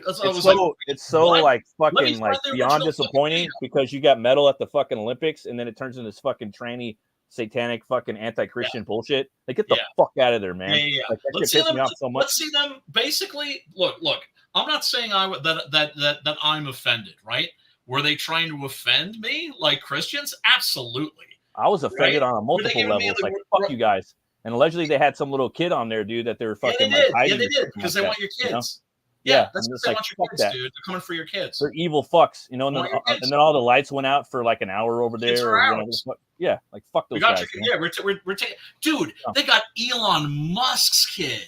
Yeah, no, dude, and they're like, and like some Christians are like, you know, because there's hundreds of forms of different Christianity, you know, and some people are like, you know, you got to love people, like be Christ-like, be Jesus-like, but it's like, nah, dude, there's other verses in the Bible. I don't have there's a fucking evil in this world, dude. No, but there's also verses in the Bible. I'm not going to remember all of them or how to put it, but you know, God is also. I'm a New Testament guy, but you know, in the New Testament, you know, he also did go into his church and throw some tables over and things like that. And there was also some lines like, you know, trade your trade your fucking sorcery in for a sword or some shit like that. I forgot how it was worded. It might not have been worded that good either. Yeah. That sounds pretty fucking metal, actually. Yeah, it does. Well, But, he did say he came not to bring peace but a sword. Yeah, exactly. So, Yeah, and there was that other ones literally, too, man. though. But there's, I mean, obviously not, right? But it's at the same time, we're as Christians supposed to be Christ-like. We're not going to be Christ. We're No, gonna sin. never. And so if Oh my my sin is to God, fucking no. defend my God and say fuck I'm you, a get sinner. your shit out of there, then I'll fucking proudly wear that sin. You know what I mean? Yeah, dude. No. I mean, look, he's Christ said he didn't come to help the people that didn't need helping. Yeah, right? exactly. He came for the people who were fucked up. That's Exactly. who he came for. He came for people like me, you know, people that are fucked up that could use a little fixing. What was that line from the movie of Solomon Kane? Right? Like he didn't want to do nothing. He was complacent through like the whole part of the first part of the movie, and I love that about the movie. Yeah. He's like, if I go to hell, this is a price I would gladly pay. You know, sorry, I'm stumbling right now. But I like that, dude. He's like, fuck it, I'm gonna go to hell, but I'm gonna save these people. You know what I mean? And I feel that like as Christians, you're not going. Eventually, we're gonna really have to start fucking standing up, dude, because this shit's fucking too blatant. It's bullshit. Let me ask you a question. Let me ask you a question.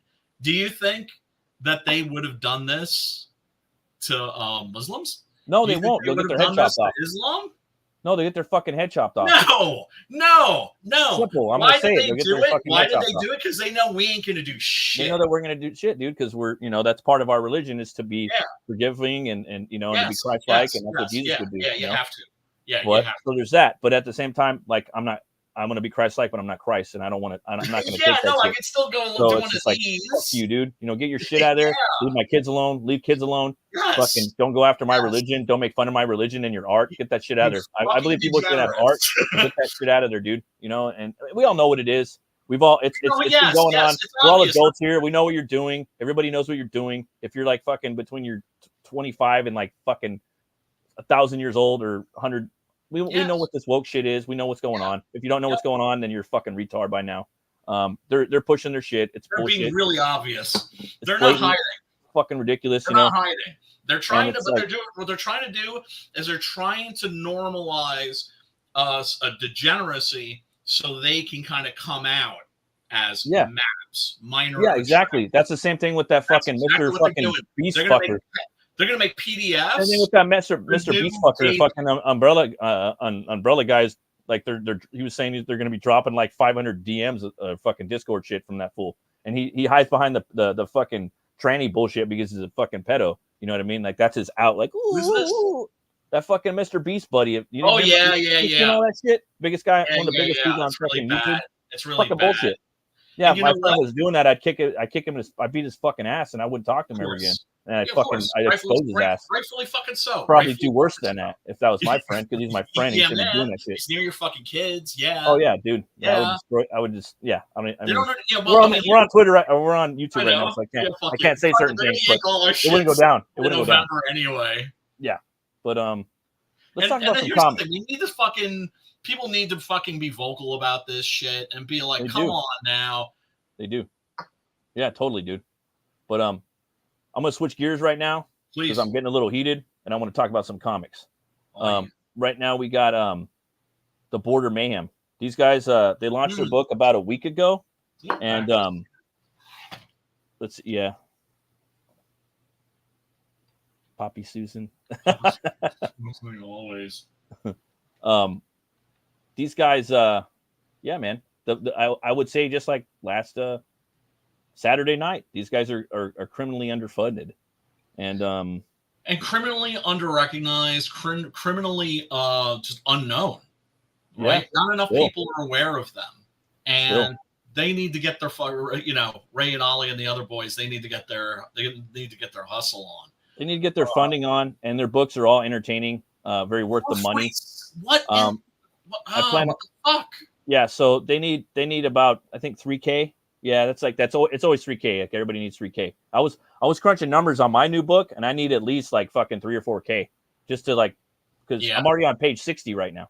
Yeah. I'm going to be operating on a loss with this current. I plan on operating on a little bit of a loss too. I mean, I always have a built-in loss because I do everything by myself. Yeah. But it's like I'm an even bigger loss.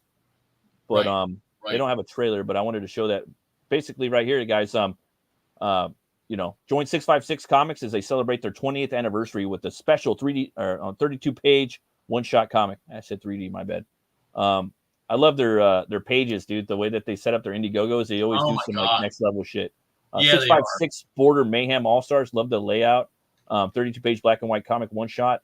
And you got all the characters right here. These guys have been doing this for 20 years, man. They've got fucking 20 years of comicdom under their belt, comic making. They got a lot of really cool all-star characters. And Brian, I don't think you disagree with me in the fact that these guys, as far as we know, pioneered the border horror genre in comics, right? For sure. Did they invent the genre? No, but it's a genre that still has yet to be defined. Mm-hmm. You know what I'm saying? It's something that's starting to coalesce. Right. And but I think even Ramos might even argue on that. I think he even said that they might have started it. And with them being around 20 years, I don't know, maybe. Yeah.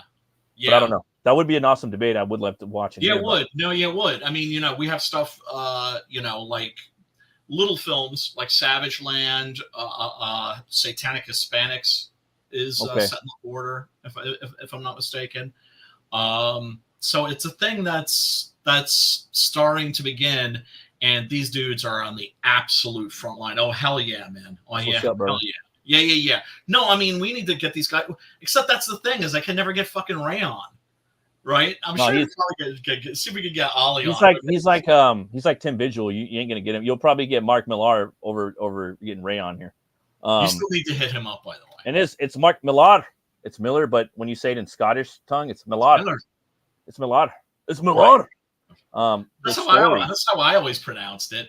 But that dude's becoming increasingly accessible, and he's starting to notice people in our area. Oh yeah, he knows. He watches a lot of our shit. He knows about a lot of us. Right. So like right here, the story, a strange phenomenon looms over the border. The 656 timelines collide into a single one, causing heroes and villains from the 656 verse to traverse a chaotic landscape teeming with zombies, chupacabras, and other bizarre threats. Witness the desperate struggle to navigate through the madness and return to their rightful universe. 656 Comics will never be the same. And here's some of the books right here. Welcome to Border Mayhem All-Stars, a special one-shot book commemorating 656 Comics' 20th anniversary. It's an all-out 656 all-star slugfest featuring characters from the Crypt Hidnals, Go-Go Zombie, Soldier Sturban, Undead Border, Los Sterben, Dead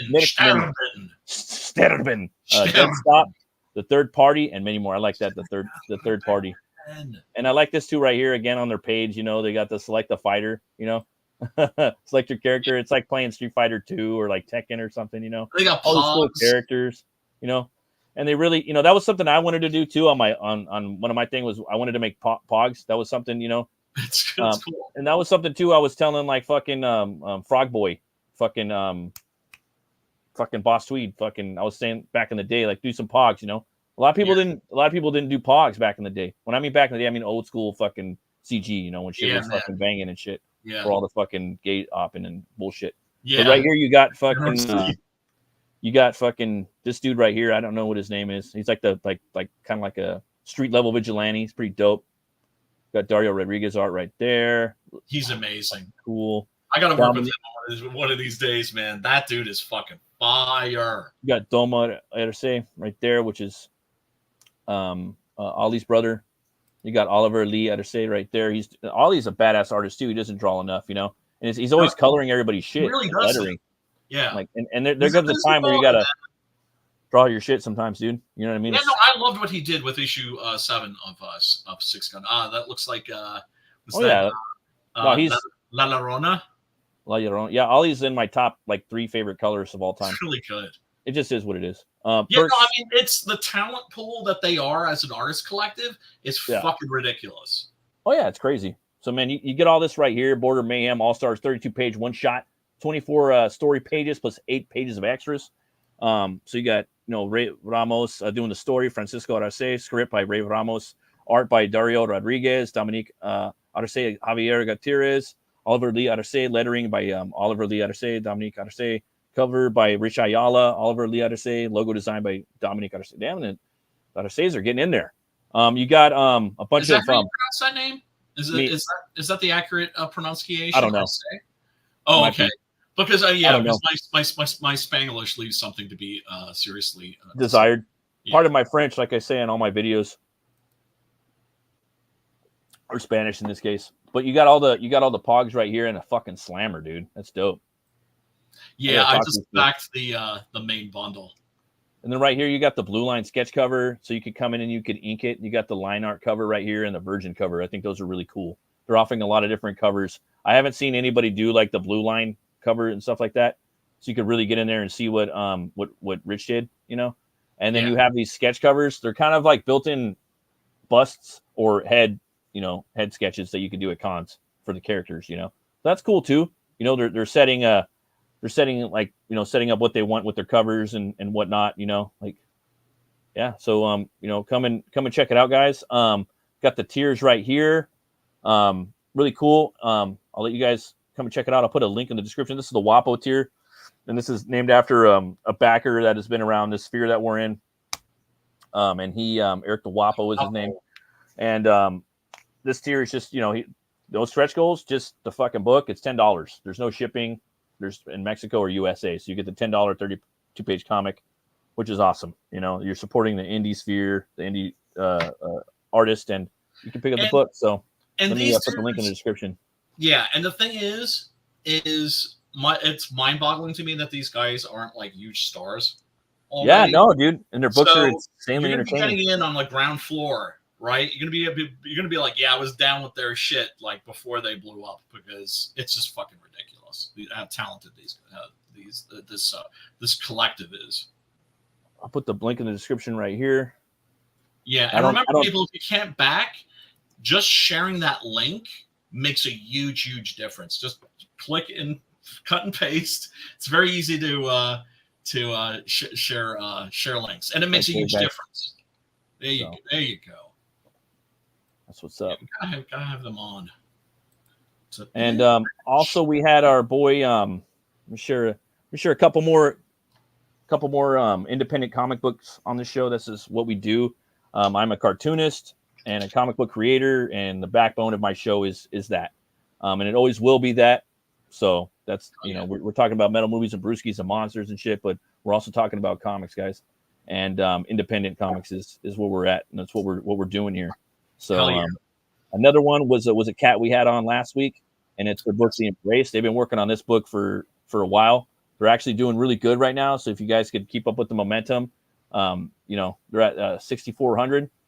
This book is really awesome. It's like if you put like The Crow, The Darkness, Spawn, those type of books, a little bit of Spider-Man in there. It's about a father who gets his son gets murdered, and his soul merges with him, and it gives him the supernatural abilities to go back and get some revenge and find out who the killer is. It's not really bent on revenge too much, but it's about finding answers and getting justice. Justice is the main theme in here. And yeah, the first book was awesome. I did a review on it if you guys want to check it out.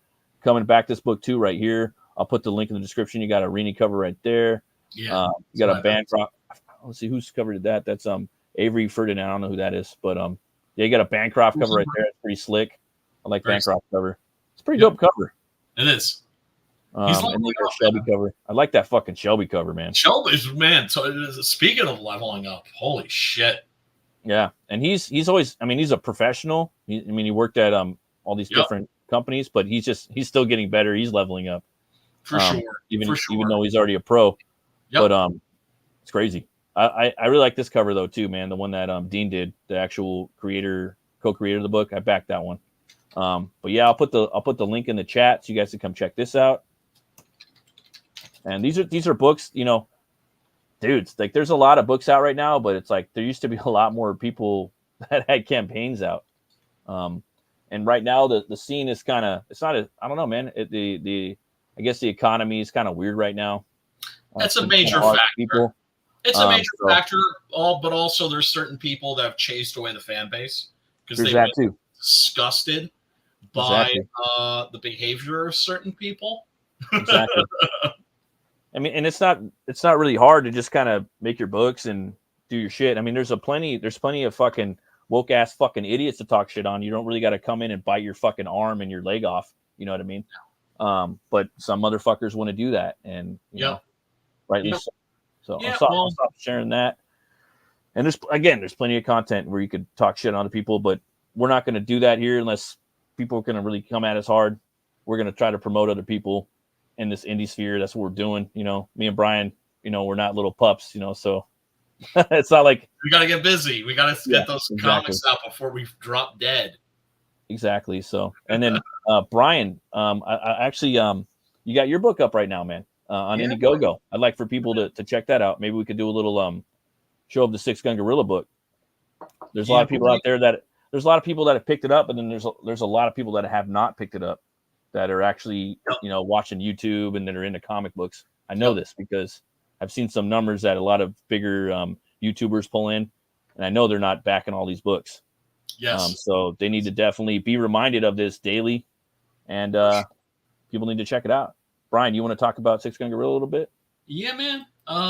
Elevator pitch, of course. Very big ape with very big guns, blowing very big holes, and very bad people. It's a revenge western with a gorilla. If you are wondering if this is your kind of thing or not, you can go to the campaign page and download the entire first issue completely for free as a free PDF. Because I believe in letting people kick the tires and see if this is their sort of thing or not. I can't tell you this. Everybody who reads it loves it. Yeah, no, I know. I loved it. And not just because we're homies, dude. I know. And it blows my mind. I think I reviewed it when you were fucking doing shows with like the horror. What is it? Horror something with Drew. Horror Talk, yeah. And like I don't think we used to hang out back then. No, you were in the chat. Yeah, I was always in the chat, and I always, I'm usually in the chat a lot of the time. I'm not in the chat so much anymore because the shit got real fucking gay. Yeah, so there's not, you know, there's like two chats that I'll get in, and I'm a lot busier now too. I'm working on 2 books now and commissions, and also and I got a full-time job where I'm doing a lot more shit. I'm doing a lot more art. Yeah. So I'm not on the I'm not in the chats commenting as much anymore because I just simply don't have the time anymore. Right. But Brian's book, it's fucking awesome, dude. Like, and you know, that's Dillard's cover here. Campaign Dillard, man. And Dillard, man, he's always bringing out these crazy like perspectives and shots. You get a real like sense of vertigo when you look at this. I know I do. You know, it was pretty gay of me, but on a stream a few days ago, I was just like, it's like Dillard. Yeah, I know that it was a job and I paid you, but I also want to thank you for like doing such a fucking amazing job with this cover. It's so cool. It's not gay. It's a dope ass cover. I know. That's what I'm saying. I think for sure that's one of Dillard's best work. Like it might even be Dillard's best work. I'd have to look at all of Dillard's work and compare it, but it's just like, dude, it's got the fucking little lens flare right there. I like how the gun goes out of the fucking shot. It doesn't end. You don't see the barrel. I think you see the sparks. There's something interesting about that. And just the way he draws the landscape around there. And then you got the dude taking the shot down here. He's falling. I feel like it's like right above Once Upon a Time in the West. Just really in the Spaghetti West. I just love the whole like vertigo of it, man. I think he just really knocked it out of the park. And the more I see it, the more I really love it. Yeah, it's a great piece. It's a great piece. And of course, Simon Sim Poitier, our Quebecois home skillet, did this one. Based on the Day of Anger poster, and that's freaking great too. And Sim's just getting better and better, and his coloring is fucking phenomenal. His team is getting better and better. You know. Yep. It's leveling up. Amazing. And hopefully they're going to be doing something together soon for Six Gun Gorilla or something. Dude. Preston, you know. Obviously Preston's my homie. Preston. You know. Yeah, boy. I don't know what to say other than just like. Man, like he's one of my favorite artists. Dude, it's like he's leveled up to the point where it's like he's in like Simon Bisley territory now. Do you know what I'm saying? He's nipping at Bisley's heels. Well, he is, but then he's not. He's also doing his own thing. That's the he's thing. Preston Azevedo, you know? Right. He's not bringing it. Exactly. Yeah. Because why somebody else when you're the only artist that can do you? Yeah. Yeah, totally. Yeah. Amazing. Awesome. So yeah, this is the first 8 pages of issue 9. And of course, I have the pencils for issue 10 are almost done. I haven't read any of this either. It's all up on the page. I haven't read none of this shit. I'm not even trying to read it either. I'm just spoiling this fucking. Yeah. I mean, I figured, I'd let people know. It's just like, this is being colored and lettered and everything. Like, we're actually going to be able, hopefully, to get these books to people by September, which is awesome. That's a good goal, man. Good goal. As long as you don't take 4 years, you'll be good. No, you're not going to have to wait 4 years for. I love this piece right here too, man. Fucking Adam Miller, man. Miller's killer, dude. Miller's all killer. Yeah, I mean, this is from the Iron. I gotta get a piece from him someday. Oh, for sure, dude. He's one of those guys where I want to get a piece from. I don't know what character, but I just want a piece because he's like, dude. Well, Butch would be dope too, but yeah, I got a lot of characters though. I know. I hear. This piece is pretty cool too. That's Matt Slay. Yeah, that's really fucking cool. That's coming as a print for people that back in the first month, and also it's a alternate cover too, a variant cover for issue 10. Cool. Well, you hear it, guys. Come over and pick this up. This is your last chance to pick up a 6-gun Gorilla. You can get all the flop. I would recommend picking up all the floppies personally because you get all the cool covers. That would that's mine. You can get the digital super pack, for $20. Yep, and I'm not going to wait until issues 9 and 10 are done to send you, issues 1 through 8. I'm going to send that shit to you. Nice. Try to just get that shit to you promptly. Same thing with the figurines. Like I'm as people are buying them, I'm packing them and shipping them. Hell yeah, brother. And then right here, you could get the volume 1 graphic novel. It's fucking awesome. Love that cover right there. Everybody loves that iconic fucking 6-gun Gorilla by Brian Kreisgau. That's how I always, think of Brian. I think of that cover, the iconic cover of Kreisgau. And then right here, you got the Sim cover, $10. The Preston cover for issue 9, $10. You also have the volume 2 graphic novel cover right here by John Dillard. Campaign exclusive, Fun by Comic exclusive. Because if you're an Indiegogo person, there's a campaign running on Indiegogo too. But all you're going to be able to get are the trade paperbacks. And if that's all you want, and you're one of those people that's just an Indiegogo person, and you don't want to fuck with any other crowdfunders, I got you covered. But if you want the cool shit, you want the fly shit, as I always say, you got to go to Fund My Comic. Fund My Comic, and it's at the end of the day, like people can make money on Fund My Comic. You just gotta find a way to get the audience over there. Like ultimately, you have to have a really cool looking book, but then you got to find a way to kind of persuade them to get over there. Like, come on over here, And the thing is, like, people need to go over there. We need to go over there. We need to support that. It's made by independent comic book creators. And there's independent comic creators on there, and they're doing new things like tabletop gaming and stuff like that, which kind of like cross pollinates into nerddom that we love. Yeah, it does. But they should be on there, and that should be the one stop fucking crowdfunded shop, dude, where we go, for independence, And I agree. We just have to get behind it. We've been doing this for about a year now, Brian, like pushing this shit, and we're gonna keep pushing it, Absolutely. So there is other people on here that are making a lot of money. So, It is a cool site. So for you guys that have not backed on Fund My Comic, create an account, get on here, do it. Some books you're gonna buy, they're not gonna be on Fund My Comic, and you're gonna still want your Indiegogo. That's fine. Same thing with Kickstarter, But we're trying to get as many people over to Fund My Comic as possible. That way, more of the funds could go back to the creator. That way, they can get the money. They can put money towards the next comics. Hopefully, If not, they can go buy a fucking can of beans with it or some beef stew like Walt Disney. Or chili. Right. So. But also, fuck Indiegogo, because they shadow ban my friends. They have never shadow banned me, but they've shadow banned a lot of my fellow indie creators. Yeah, and it's like they're complicit, dude. Like I don't even think they're shadow banning. I think the shadow ban. I mean, this is a total non sequitur side quest. Right. Yeah. I don't even think they give a fuck. They just don't give a fuck. They just let shit happen because it's a tech site. They're building motorized scooters and fucking, like drones. That's what they do on Indiegogo. They don't give a fuck about comics. Yeah. So shit just happens and they just don't care. Like for them to shadow ban, they'd have to give a fuck. I don't even think they give a fuck about us. So you want to go somewhere where people care and That's that a good really theory. care about you and give a fuck about you, and the creators like Luke Stone that that created for my comic with Yeah. and Yeah. a couple And other look, awesome dudes. Go a over and lot tell of my us- comic, guys. Right. And And a back lot some of us books. a lot of us thought he was going to fail. I thought he was going to fail for sure. And Yeah. But we were talking about it, Brian. You know what I mean? I Yeah, said that, and I told you, yeah. Brian. I said, you know what? But fuck it. We got to, even if it doesn't Yes. work, And we got to get behind it. We got to start backing some fucking Exactly. books on here.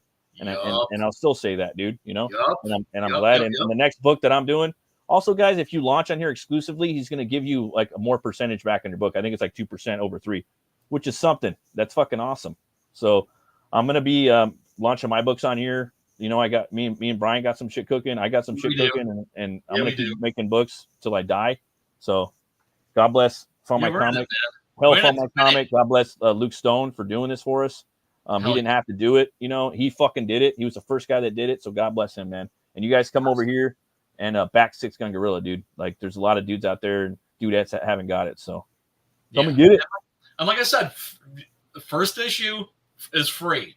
You can download and read the first issue as a free PDF because and me and Brian are here. Like, if you don't like it, tell Brian you don't like it. Come in the chat, DM him. You know what I mean? That's a cool thing. It's like me and Brian, we don't give a fuck, dude. We're indie guys that are easily acceptable. Shoot us an email, a DM. We're on Twitter, we're on Facebook, Instagram, YouTube. Come in the chat, leave a comment here, leave a comment in the video. I don't like you. I don't like your book. Do this, tweak that. Boom, boom, boom. All news is good news for us. There is no, we don't give a fuck. You know what I mean? So we're here to make comics, dude. Yep. And if there's a problem with your order, just tell us and we'll fix it. Mm-hmm. Right? If you live in Singapore and I send you a comic and it gets jacked up on its way over to you, I will eat that $28 and send you a new book. Yeah. Right? We'll do that because we're indie guys and because we value each and every backer, each and 100%. every person that backs us. Because if it's not for the backers, indie comics will die. You know. Yeah. And a lot of the these just big ideas, these big beautiful ideas are coming from independent creators and artists, man. They're not coming from the mainstream. So well, the thing is, we have sincerity, and our stuff is made with love, right? And you ain't gonna get that from Marvel. You ain't gonna get that from DC. You're not gonna get that from Dark Horse, right? Right. And we're gonna make books the way we want to make them. Comics. Exactly. Yeah. And faith and all that bullshit. And the thing is too, man. Like, the more you guys critique us, and if it's something that's a repeatable critique, then it's probably something we need to change. And we need to hear that from you guys. A lot of us aren't in bullpens at Marvel. You guys are our bullpen guys. So like, we're if you're yelling over our shoulder the same shit, we're gonna take that into consideration. We're gonna make our art and tell our stories, but we're definitely gonna listen to you. You are our bullpen, and we need your critiques. You're gonna make us better. You guys are gonna help us level up. I know that. For people critiquing Butch Cleaver, I leveled up from the second book, and the next book, Hell War, is going to be better, and the next book after that's going to be better, and it's going to be better. So Absolutely. You guys, we need you guys. Come over here and check it out, man. Yep. We try to get better with every book. So we did a little independent comic book corner right now. I don't know, Brian, do you want to do a little game show guessing? Fuck yeah! All right, here we go. This one right here. Black Metal Decode.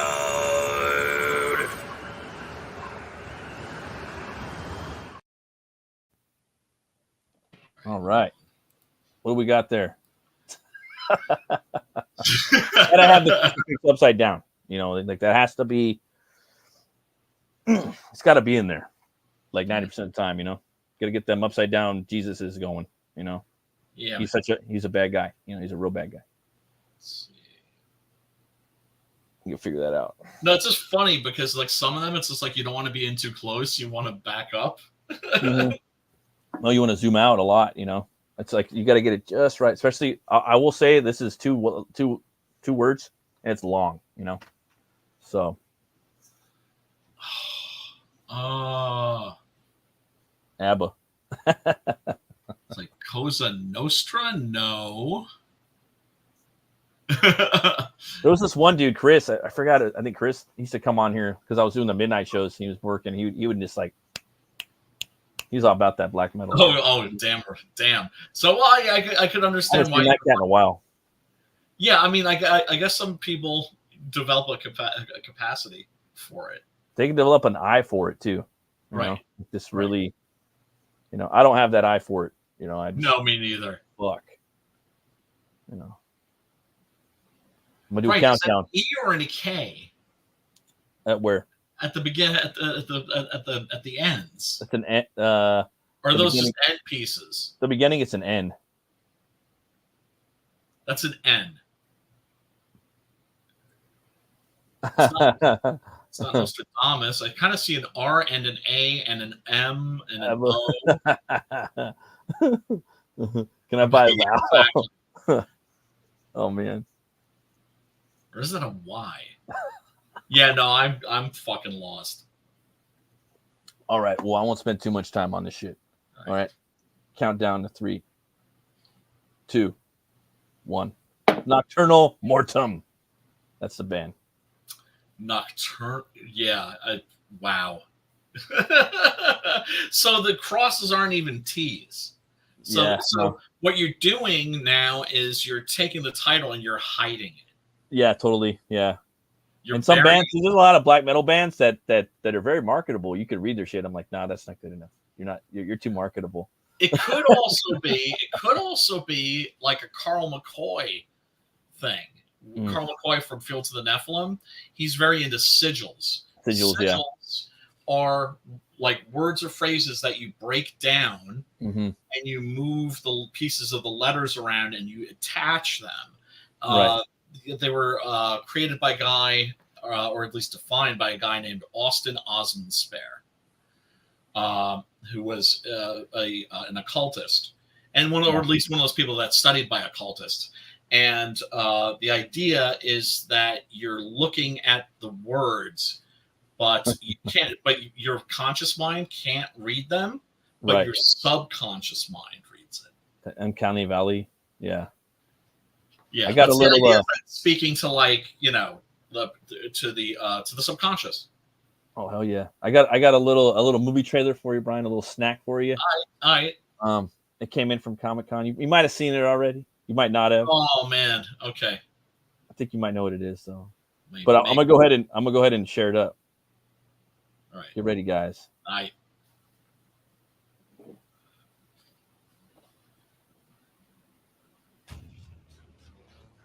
There's something going on here. Ah, no. Do not want. Do not want. Turn it off. Say demonic entity falls under our expertise.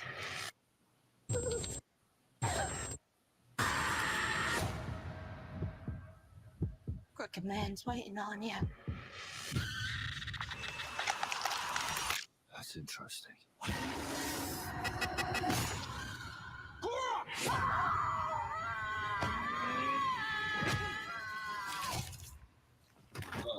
Oh, you didn't want me to squash Squashing's good. I heard tales about him all my life. Most just called him the Crooked Man. I thought Big Red wasn't scared of anything. Well, I know something you're afraid of. You hear something? Your road ends in the dark like mine. Let's just keep on coming. It ain't even really begun. Generic, man. Come on, Snake, let's rattle. Let not your horns be troubled.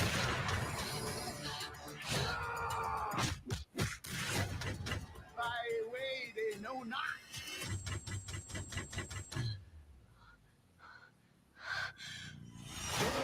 I will make the darkness light.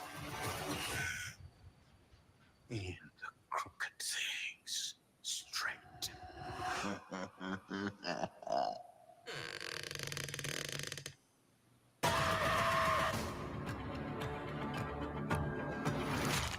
You doubt the power of prayer, son? Just in case. Still the. Hey, you know what? That trailer is better than the last one. It was, huh? I think they did some post-production shit. They probably got some more funding or something, maybe. Something. I have a feeling it's but I don't know. But I think the ending is going to be on a train because they show them dumping the shit. I'm all for that. There's something about the train. Like remember we were talking about I have a thing for trains too. And I think, oh, that'd be a cool way to end that movie. Like put it on a train, like a big. But I don't know. But no, there was some cool shit in there. Like when the raccoon goes in that bitch's throat in the beginning, you know, with all the swelling up. And shit. I mean, I favor the theory that I've heard that this is a movie that was made because the people who own the rights had to make a movie, any movie, right? So I think this is like the Roger Corman Fantastic Four movie, right? Which was made and then never released. They just made it so they could retain the rights. I've heard that. That's what I think. Like that Midnight Edge. I've heard that from a lot of YouTubers. Yeah, like, and I don't listen to YouTubers. But I've heard right. It's a theory. That's why I say it's a theory, and that's the prevailing theory. I favor it. I think that's got to be the case, right? I don't think so. I watched an interview today from Comic-Con with like Mike Mignola, Jack Kessie. Oh, did they actually? Oh, so they were actually actively promoting it at San Diego. Yeah, that's where this trailer came from. And then they had Mignola there. He was like fucking shitting on the older movies, and not he wasn't shitting on him. Sorry, he was just like, this one isn't in fantasy like the other ones, you know. And they had Taylor there, and he was talking what like, dude, that makeup, man. What about that makeup? That bad cosplay makeup. I mean, I don't know, man. The dude. To me, it doesn't bother me. I think, and there's certain scenes in here where he looks even better. I think there's a couple in here. He even looks more like Hellboy. And it's shot like really crappy. Spend a lot of money on it, and you'll return the rights. But yeah, that's the one that Mignola wanted to do. It doesn't have to like. Well, I mean, there's a pretty cool interview online right now. It's like 10 minutes where it's mostly he's talking to the director, and the director's like, I don't need storyboards. It's all in the comic. It's all right there. You know, I just, you know, and he's like, and some people even on YouTube are taking the panels from the comic and putting them together with what I directed. And he's like, the comic is my storyboard.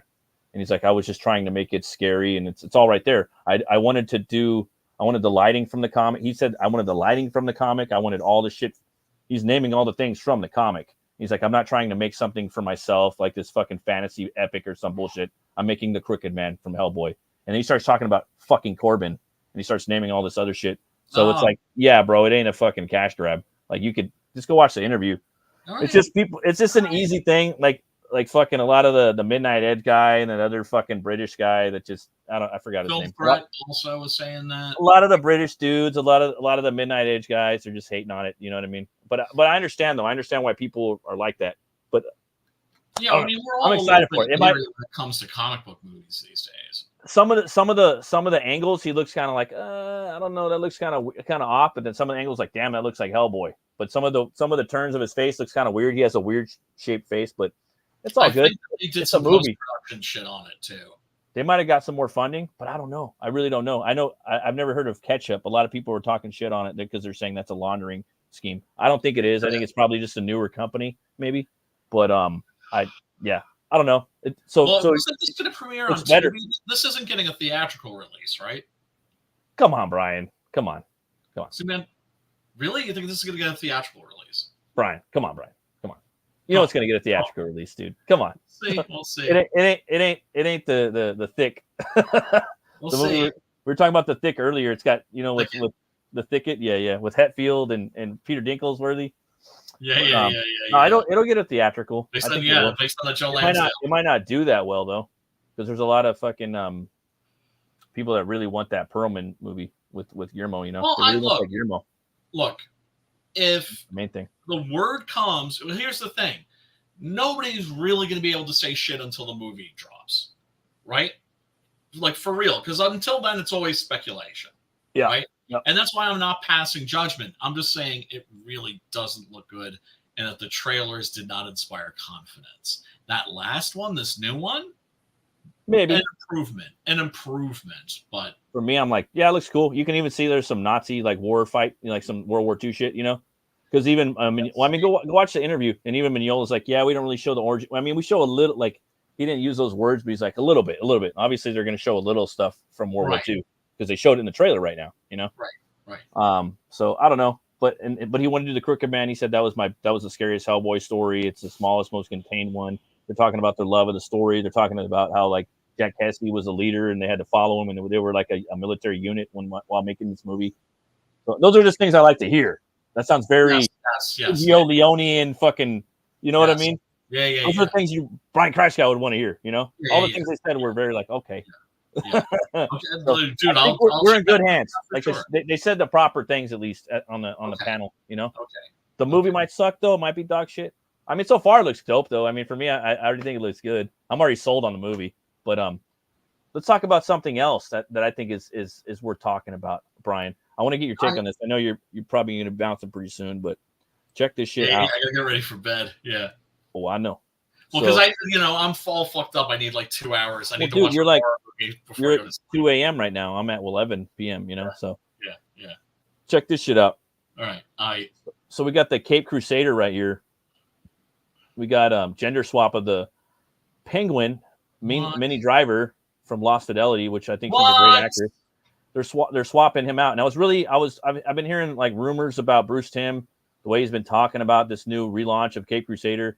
And so they've already like race swapped Harley Quinn for an Asian chick. They already gender swapped Penguin. So you have J.J. Abrams and fucking Matt Reeves in there. So Matt Reeves wants to get his fucking woke dick. He wants to poke his little fucking dick in there. You know what I mean? Like he did with the Batman and race swap everybody. You know? No, that looks so good. Yeah, and you got the token. That was you got the the bait. tokenized. That was the bait, and this is the switch, huh? Yeah, it is. Motherfuckers, man. So you got your tokenized fucking Gordon in there from fucking the Batman. Then you got race swap fucking you got the race swap Gordon. You got the fucking gender swapped Penguin. Then you got the race swap Harley Quinn. Allegedly she's gonna be Asian. You know, and I've heard a lot of shit about Bruce Timm that he's been talking on the movie. You know what I mean? Or on the set of when they made this, or at least in the offices, dude. And he just from what I heard, I don't know though. Minnie Driver is joining the DC animated universe in this unexpected role. On Saturday, the Academy Award nominee was announced as the voice of the Oswaldo Cobblepot, a gender swap version of the Penguin, during Batman Cape Crusaders panel at San Diego Comic-Con. The first episode of the series was screened during the panel featuring Driver's debut as a Penguin. Driver was in attendance, participating in talk of following the screening with co-stars Hamish Lecklater, where the fuck his name is. He's a decent voice of Batman, though. I ain't hating on his vocal capability. Sounds pretty cool. Jamie Chung, as well as executive producer Matt Reeves. Fucking Matt Reeves, man. The panel kicked off with the video message from EP Bruce Timm. J.J. Abrams also produced this 10-episode animated series. I'm going to watch it because I got Prime, but I'm going to be like, fuck you. Which is available I think I'm out on the already. first. It's on the first. Linklater voices Batman, who becomes something both more and less than human, the Batman.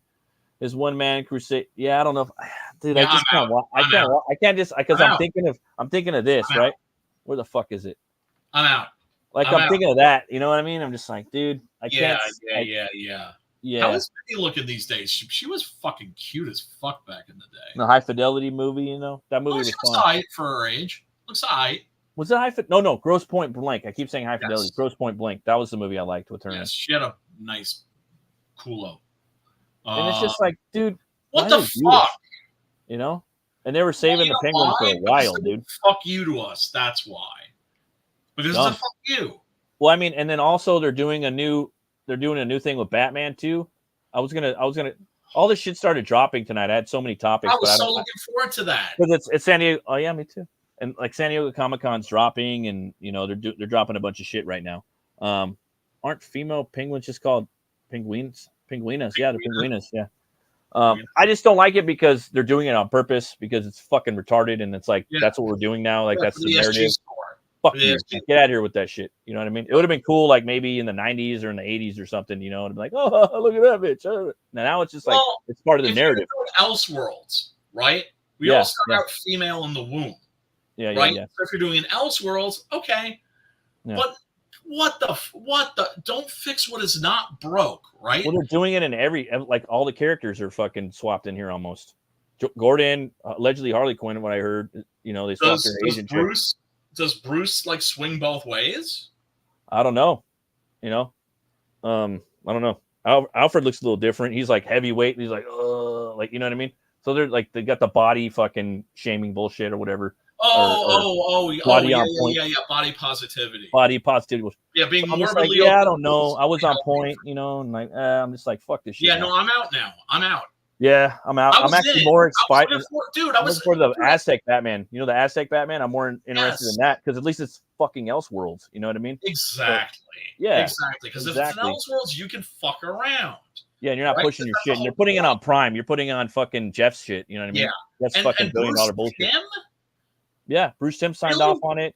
J.J. fucking Abrams is trying to come in with this bullshit relevancy with his fucking stupid Star Wars reboot bullshit agenda. Fuck that guy. Star Wars, he has to fuck so he's coming in, and then I'm just like, nah, I'm not fucking with that shit. And then I'm out. Right? Look, I was never in for X-Men '97. People were like telling me it was dope. I watched it. It was dope. It was dope. There was some fucking fruity shit in there with morphs that didn't need to be in there. Yeah, but it was kept pretty fucking gay. Real minimum. It was minimal, but it was still a little like gotcha. You know. Yeah, but it was minimal. It was minimal, but it was a little like haha type shit. But the show was pretty good. But I thought that shit was pretty lame how they did that. Like it was. Well, yeah, you kind of feel some little bit shit from the producer. I have to say that a lot of this shit that I'm seeing, it's a lot like what happened to Chinese cinema, right? Where the directors had to start putting propaganda in their movies. And they would put in the propaganda really go for it in such a way that they could one day do a director's cut and go ka-chunk and be like, yeah, that's my movie, right? Yeah, right. But with this shit, it's baked right into the fucking pie, right? Yeah, and then the new Snyder Batman.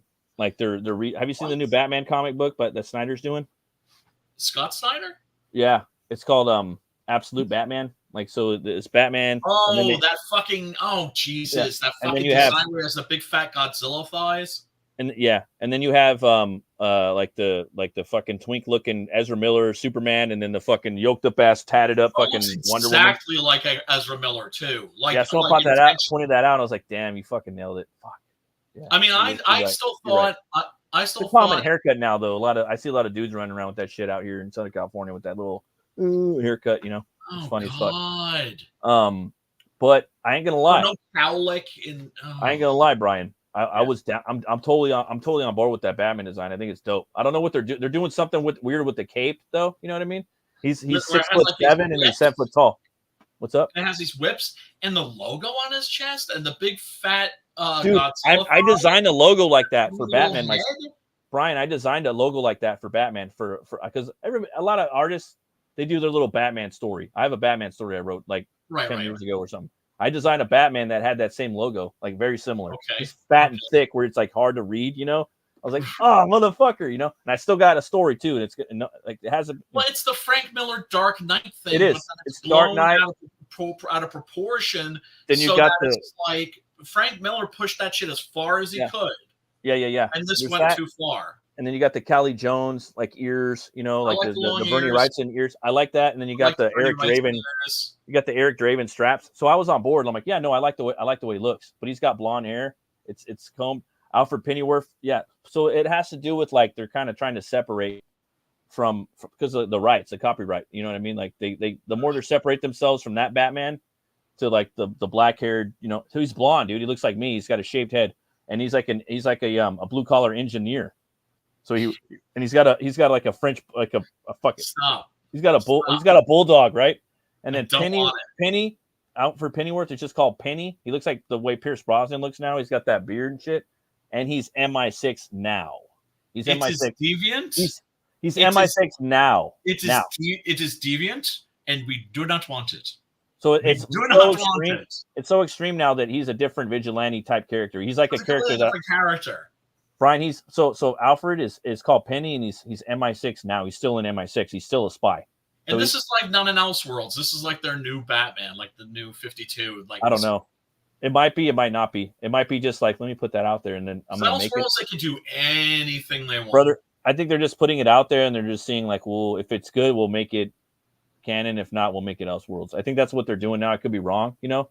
But for me, I'm like, okay, this is a cool character. This could be a cool. Still read their fucking comics? No. But I was just saying, like, this would be a cool character if it wasn't Batman. Like, if they maybe like turned him like fucking purple, you know, and then made him a worker that was down there. Design, as a Batman design, remember the thing that made that character so iconic is because of his simplicity. That is the key to Batman is simplicity.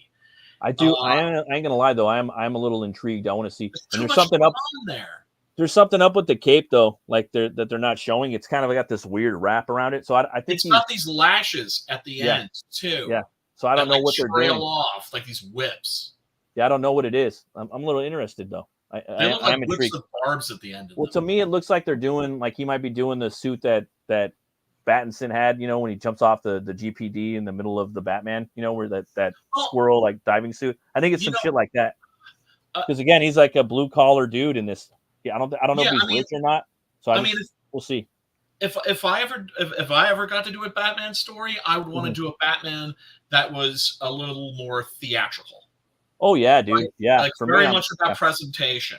For me, I'm doing for my Batman story. It's going to have Azrael. Azrael's the main dude. It's got Lincoln March. That's actually a character that Snyder and Capullo made. I would bring him back in there. It's got all the Robins in there. Did you see the manga? Lex Luthor. It's got Deathstroke. It has Bane in it. It has Solomon Grundy, like the Batman story that I made. I fucking concepts there, but the concept's there, but the script's not.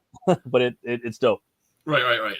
Yeah. No, I mean I mean, geez, of course. I designed all the characters too, like all 10 of them. I redesigned all of them, and that was I could do it better now too. It's just sad because mainstream comics suck. They suck dick, dude. And that's the thing. It's just like, okay, so they're doing this. And you know why they're doing this? Yeah. Because it gets the name in the news. Gets the name in the news, but then it also resets the rights. Shit. It's a multitude of things, you know? It's a multitude of things. Yeah. Renews the rights, gets the recognition, you know? But I mean, like, I ain't gonna lie, dude. When I seen the character, I was like, that's pretty cool. I don't like the way Wonder Woman looks, and I don't like the way Superman looks, but I think Batman looks cool. I don't like the blonde hair on Batman. I like Batman with dark hair, you know? Well, to me, it's not Batman. No, with that background, that's completely because remember, what is the essence, the absolute core of Zorro? It is Sherlock Holmes meets Zorro, right? What is the essence of Zorro?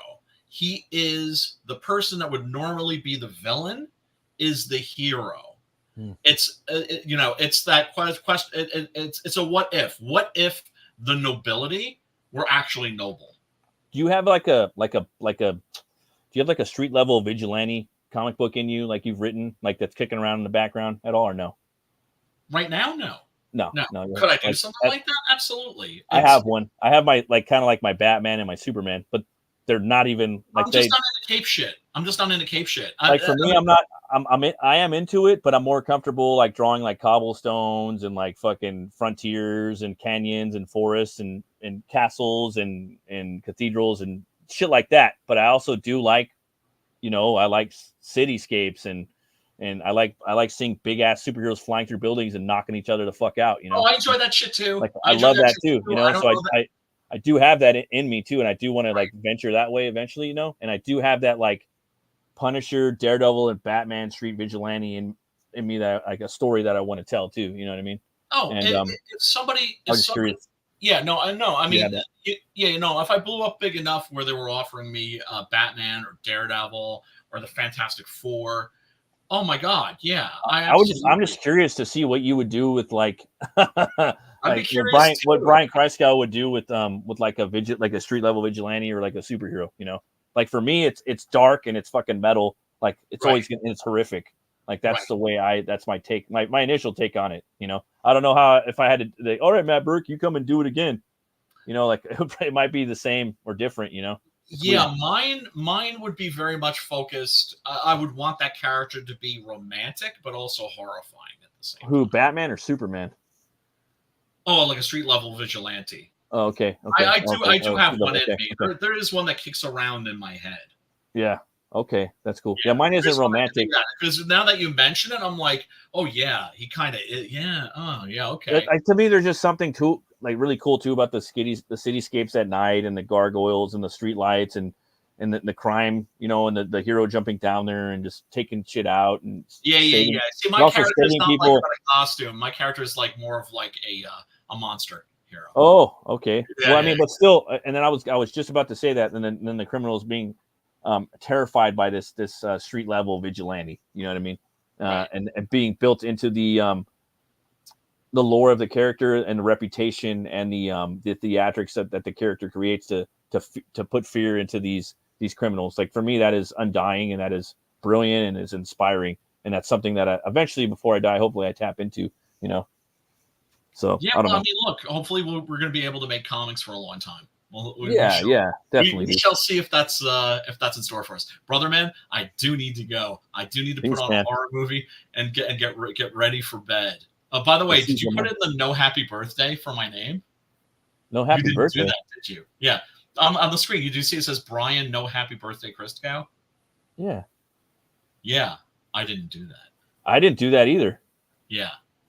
Somebody's been fucking. Wait, whoa. You did that shit? No, I didn't. I didn't fucking do that shit. Right. Yeah. What? Yeah. I think I've been hacked, possibly. Shut up. Yeah, I didn't, dude. I did not put that in there. What the fuck? Are you sure you didn't like smoke a little herby or like drink? No. I never get that baked. No. I'd have to be out of my.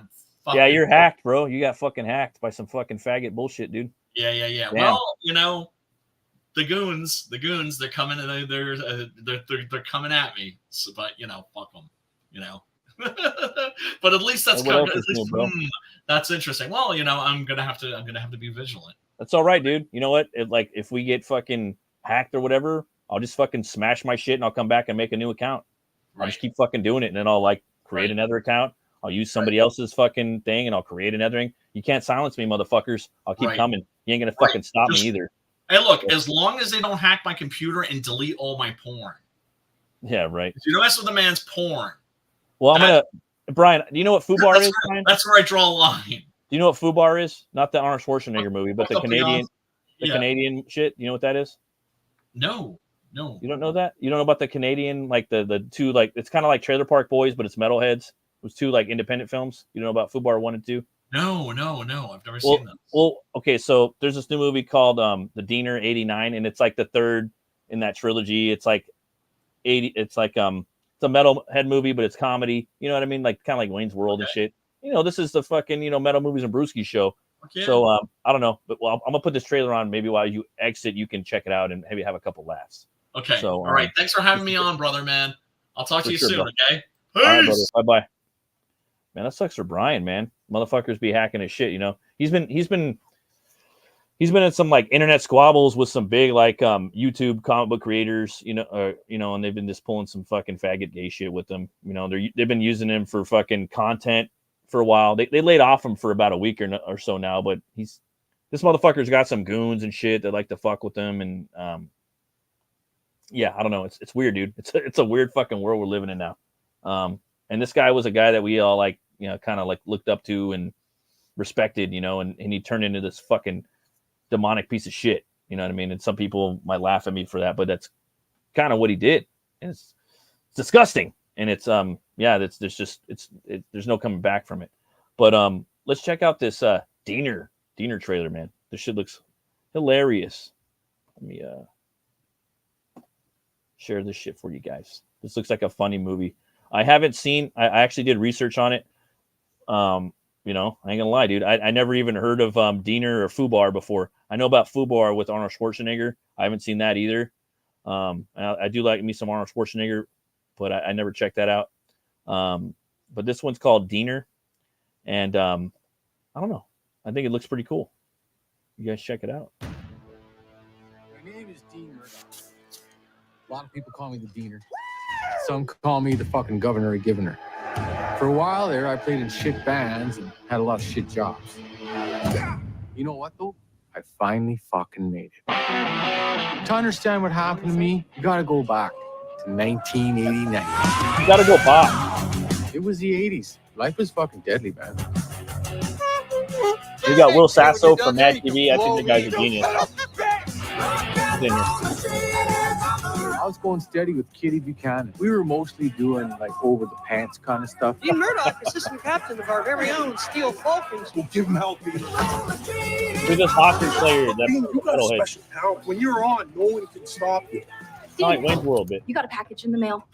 Hey, dude, here's your dad's shit. He died. Take your sleazy. My dad died. King Tut's pussy fart. Well, look at all this shit. It's creepy as fucking hell. The sound of metal. It was fucking calling to me. Feel the music! Yeah! Did you ever shotgun any beer? No, that sounds fucking awesome. Get in there, you bastard. I fucking realized the metal part of my personality was like this on the fucking pie graph, and the non-metal part of my personality was this, a tiny little fucking diddle. Merciful heavens. I needed to get the fuck out of Halen. I had to meddle my way out of town. Life's too short to play safe. Fucking got that right. Crank her up. Fucking give her. That is rock and fucking roll, man.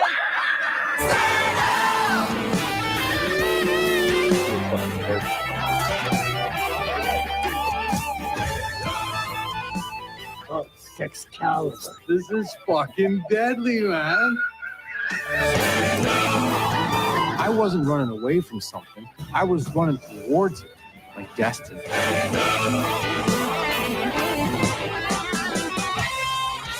Got Dawkins in there. You're never too old to start fucking giving her.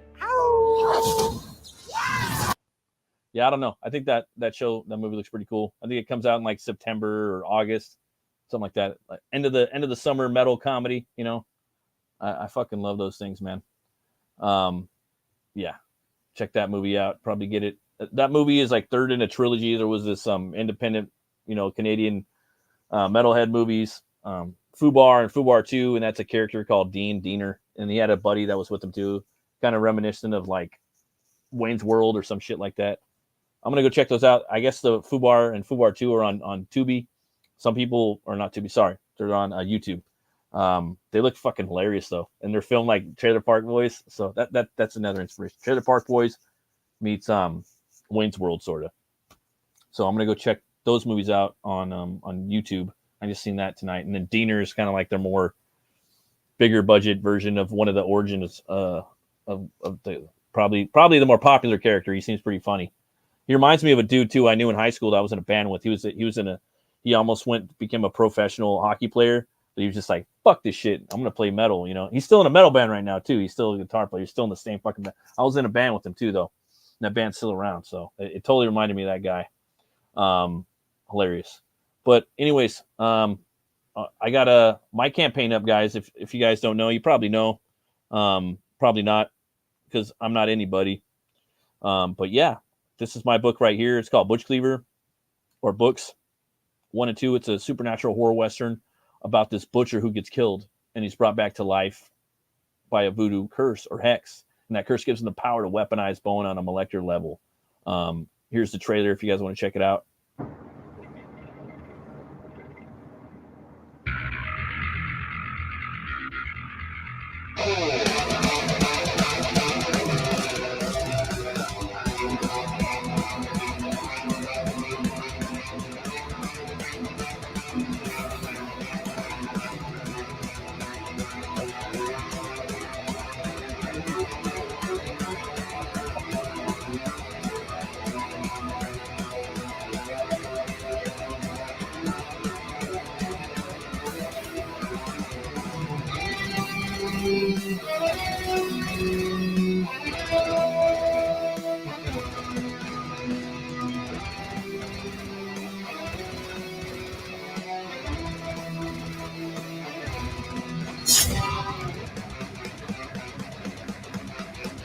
So yeah, that's the trailer. This is the campaign right now. It's basically like a store. I've already fulfilled both Butch Cleaver 1 and 2. This is like my comic store. I wanted to basically have the book ready if anybody ever wanted to pick it up. Thanks to all the 200 backers that have backed the Butch Cleaver 1 and 2 combined. And yeah, man, this is the book right here. you guys are into Swamp Thing, Jonah Hex, Hellboy, you know, you might like this. Spawn. Those are some of the many influences. The next few backers are going to get like, it's the first 30 backers, so I've only had like a few on this one. So yeah, that's 20. The next 25 backers are going to get all these trading cards, this wanted poster, these stickers, a button, and a sketch card drawn by me. The next 5 will get that. And yeah, man, you're going to see this this kid that grows up in a slaughterhouse, and he's trained by his uncle how to cut meat and other things. He becomes this enforcer for this meat tycoon that he works for called Whitey Ratatouille. And man, he kind of gets a kick out of taking out these pimps and that don't want to pay tribute to the White Rat. And he takes a liking to that, and doesn't get him too far. He ends up getting a hex put on him, and throughout the story, man, you're going to see a lot of different. You know, it's a comic book, man, so I'm trying to have fun with it, but also taking it serious. But it is a comic, dude, so it's going to have a lot of tongue-in-cheek stuff, you know, like Evil Dead or whatnot. A little bit of splat stick, and right here he's fighting Raw Meat Ren, this crazy pirate, you know, in this Viking work hall saloon. Right here, he's traveling on rooftop. He's gonna check out this lead he has about a possible person or persons that can give him answers about who gave him the powers and who killed him. So, yeah, this is some of the. I put a lot of the artwork on here, so you guys can check it out. Most of these campaigns, you don't want to really put a lot of artwork on here, but I'm doing it just so you guys can know, because I have 2 books on here, so you guys can see it all. Check it out. I have the link pinned at the top, so if you guys want it. This is the cityscape right here. This is Oubliette. This is the first page of the first book. You can kind of see what I'm cooking up right here. You got the Chinese junk ship right there. You got the pirate ship. You also have the Viking ship. And this was just a book that I really wanted to, you know, put all of the things I like into one story, into one universe, you know. So yeah, this is Butch Cleaver, guys. Check it out. It's my baby. I've been working on this for a long time. Yeah, the third book's coming out too. I have the third book already typed up and ready to go. I'm not going to be releasing that one probably for a while. The next book is Hell War. But if you guys want to get into my first comic, Butch Cleaver 1 and 2, there's a lot of stuff for you guys to sink your teeth into. So yeah, come and check it out. Had a great time tonight. Thanks Unhinged Entertainment for stopping by and hanging out in the chat. I really appreciate it, Jason. That was cool. Thanks for everybody that's been tuning into these. I've been getting I actually get more people watching this on the repeat. I'm checking the views, so that's really cool. Thanks for everyone that's been oh, thanks, brother. I appreciate you, man. Jason's an OG too. He actually did some Butch Cleaver art on the first campaign. It was a special edition card that I only printed like 100 and a couple. So very few people got that one. And yeah, man, again, thanks for everybody that's been subbing to the channel. I've been getting a lot of subs. People have been checking out my reviews of comics lately, which is awesome. It's really cool. Yeah, it's been a crazy month, but I've been getting a lot of people that's been checking out my content. I've been doing a lot of Howard reviews and Conan the Barbarian and independent comic books and some of the stuff that I've been picking up in stores. So they're very low budget, one take videos. That's how I do my reviews, or my flip throughs, or however you want to put it. Try to just look at stuff that I really feel passionate about, that I like. I don't really do reviews on stuff that I really hate, because I feel like it's a waste of my time and your time. So I'm going to basically review stuff that I think is cool, that maybe you guys might want to pick up, you know? So, let's see here. Oh, thanks, man. Awesome. Hell yeah. Fuck yeah. Yeah. And the time is short and there's not that much. So trying to find stuff that's cool, you know? And if I see that there's an indie creator, I'm really going to try to review their book and talk about it so people can support them and check it out. And thanks everybody for subscribing. I really appreciate it. Thanks for everybody that watches the show on the repeat. I'm actually getting more. Yeah, it's fucking awesome. People watching the show later. So thanks again, guys. Have an awesome week. I know this week's been fucking stupid and crazy, and it's been like we're living in an episode of the Twilight Zone. But you know, hopefully next week will be better. And that's the only thing you can do. Just keep on keeping on. Always remember to be bold, be brave, and roll the bones to know your roll. I'll see you guys later. You guys stay fucking metal, okay?